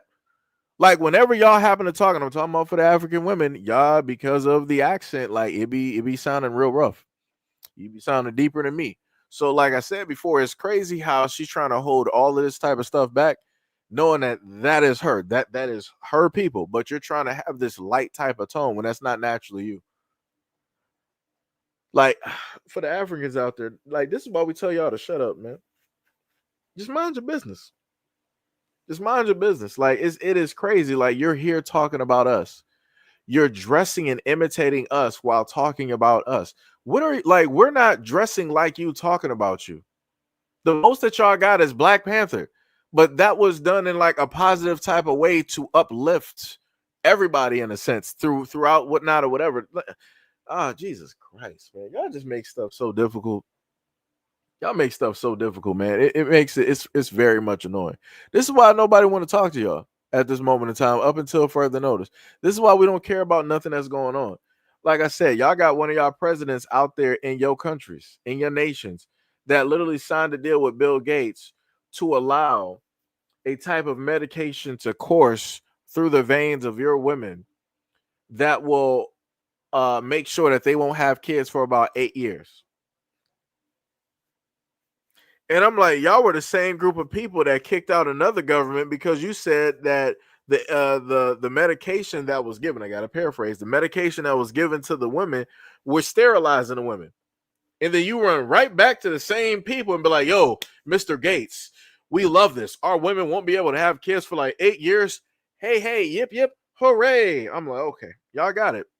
Y'all got it. But y'all, again, and this is an African woman, she got all of this mouth. She got all of this mouth for Black Americans, but she ain't saying nothing about her African men over there that are allowing these things, these experiments to take place on those African women on that soil. Color me surprised. Never have no smoke for nobody else, but y'all always got smoke for Black Americans. Wow, wild. And y'all say that we not the main characters? We are. You live long enough to be the hero. You live long enough to see yourself become the villain. And currently at this moment in time, we are the main character and we are the villain. In every single story that you have that as a comic book, there always has to be a villain. So somebody has to be the bad guy. So obviously it's Black Americans at this moment in time. And in comparison, everybody else is holier than thou. So like I said, we are the main character. You would not have a Batman if it was not for the Joker. That is facts. What are we talking about here? What are we talking about? What are we talking about? You would not have the world's greatest detective if there was not for a villain that took out his parents. How about that one? So in a way, right, you need a villain, right, to make yourselves better. But the only way to get better is by having that villain. Look at that. Color me surprised. So basically, that's in a sense what I'm saying is without the Joker, Batman is nothing. So then what does that mean, class? Without Black Americans, y'all are nothing. Because this is the only bona fide way that you have of actually highlighting your people and your group, which is basically talking about Black Americans and showing that, oh, this is Black Americans, but look at us all the way up here. Look at all the stuff that we do in comparison to Black Americans. Look at how much more educated and better. Look at how much more degrees that we have over Black Americans, and they live here. Look at this. Look at this. Again, like I said, you are nothing without us. Because nobody would care about your culture. Nobody would care about your tribes. Nobody would care about your like. You think Europe is going to be trying to go over there and trying to learn about y'all? No, they're about to be over there taking your resources and taking your women and dropping off a package that's going to be there forever. That's what they're going to sit up there and do. You think China's going to be over there to try to form some type of bond and come? No, they're not. Again, they're doing what they're doing. They've been doing over there taking your resources. You think India's all right? We are the best chance and the best bet that you have in order for you to highlight and to talk about and be boastful about yourselves, because you can't even just do it just off of the strength of you. You need to have us as a platform in order to jump off into the clouds and to figure out if you can fly or not. Without us, you wouldn't be flying. You would just still be on the ground. And technically, you're still there. So again, without Black Americans, you are nothing. And I mean that with every single fiber of my being. I will be saying that for the next 60 years or as long as I'm here. Because y'all don't respect nothing. And that's facts. But anyways, like D-Money says, she a running, she a track star. That's bars. That's straight bars. 100%. Sham said, hate their language. They got rid of it for the white language. It makes you question, are they the original people of that continent? Ooh. That is diabolical. That is diabolical. We got Judah that said, we are the savior. Yeah, that's facts. We are. Because of us, because of what it is that we bring, because we got the Midas touch, this is how people decide to levy their energy. If they don't want to ask us to highlight them, they'll sit up there and do it another way. And this is what Africans are currently doing. Like I said, case in point, I need if what I'm saying is not factual, then I need Africans to start not talking about Black Americans and talking about themselves and highlighting all the great things that they are currently doing without mentioning Black Americans, without trying to do some type of slights or throwing jabs or throwing shots, or without trying to do some type of comparisons. Like I said, do that. And let's see where you stand. Let's see what you actually out here doing. And I bet you it's not much. But hey, it be like that though. You know, people want to live how it is that they want to live. People want to make these glass houses and they want to think that it's a kingdom. Like I said, all it takes is for a strong wind, a rock or a brick or a slingshot, and all of that will come shattering down. And now you got shards directly embedded in you and around you. Good luck. Good luck walking with that and through that. Good luck. But y'all gonna figure it out though. You're gonna figure it out. Let me tell you. From the bottom said not the forever package. Yeah, that's been getting dropped off for a long time. For a long time. But like I said, it'd be like that though. But anyways, that is pretty much it for this live stream at this moment in time. That was all of the videos that I have directly for you guys. We actually been going for about a good 3 hours and 4 minutes. I pretty much know that everybody else, just like myself, is hungry. It is 6:25. It's pretty much dinner / lunch, whatever you want to sit up there call it. So go out there and get some food. It's Thursday. What is it? Let me get back to it. It is what? Thursday, August 21st of 2025. And yeah, shout out to everybody. Shout out to everybody that's a part of this platform. Anybody who just subscribed, shout out to any and everybody that might have left a dono. Shout out. Let me see, what is it? Shout out to This Is for the $10 dono. Said greetings and good show. Sorry, I probably did not see it because I was just focused and fixated. You know, on what it is that that people were saying. And again, shout out to Brother Allen for the $10 dono directly to the channel as well. Much love, respect, and appreciation. But yeah, like I said before, that was pretty much it. I ain't even going to try to keep y'all here for about like a good another hour or 2 hours or whatnot, whatever. I think that was pretty much good enough. Shout out to Angel Garcia for the I'm trying to highlight it. Chat is moving. Shout out to Angel Garcia for the we're going to round that up to $5. Shout out for the $5 dono. Much love, respect, and appreciation. Shout out to anybody who also pulled through at this moment in time. We got about a good 21K views directly on one platform. About to just check this because again, I like checking numbers because you got people that want to try to watch stuff and try to say stuff about people doing live streams because a lot of them can't do what it is that I do. So we got 21 that came through on the other channel, and then we had another. What we got on the other side? Then we got a full-fledged 16 that came through on the other side, right?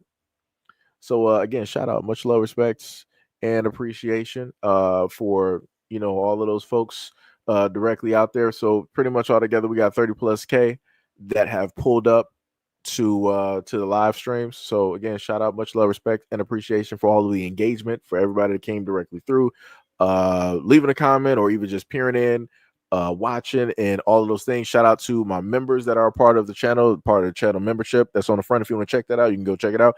Shout out to any of my patrons, and shout out to anybody who also donates through way of Cashapp and everything of the sort. Much love, respect, and appreciation. If you happen to have missed the live stream, as soon as this ends, you'll be able to hit the replay, or however it works. So you might be able to replay it right now by pushing it back to the beginning and and doing it that way. So again, shout out to you guys. Love you guys. Appreciate you guys. Much love, especially to a lot of the haters directly out there for everything that you bring every single day. Bring all your family. Bring the kids here too, in the dog. Bring your grandparents from the graves too. Just bring the whole family here. Much love to y'all.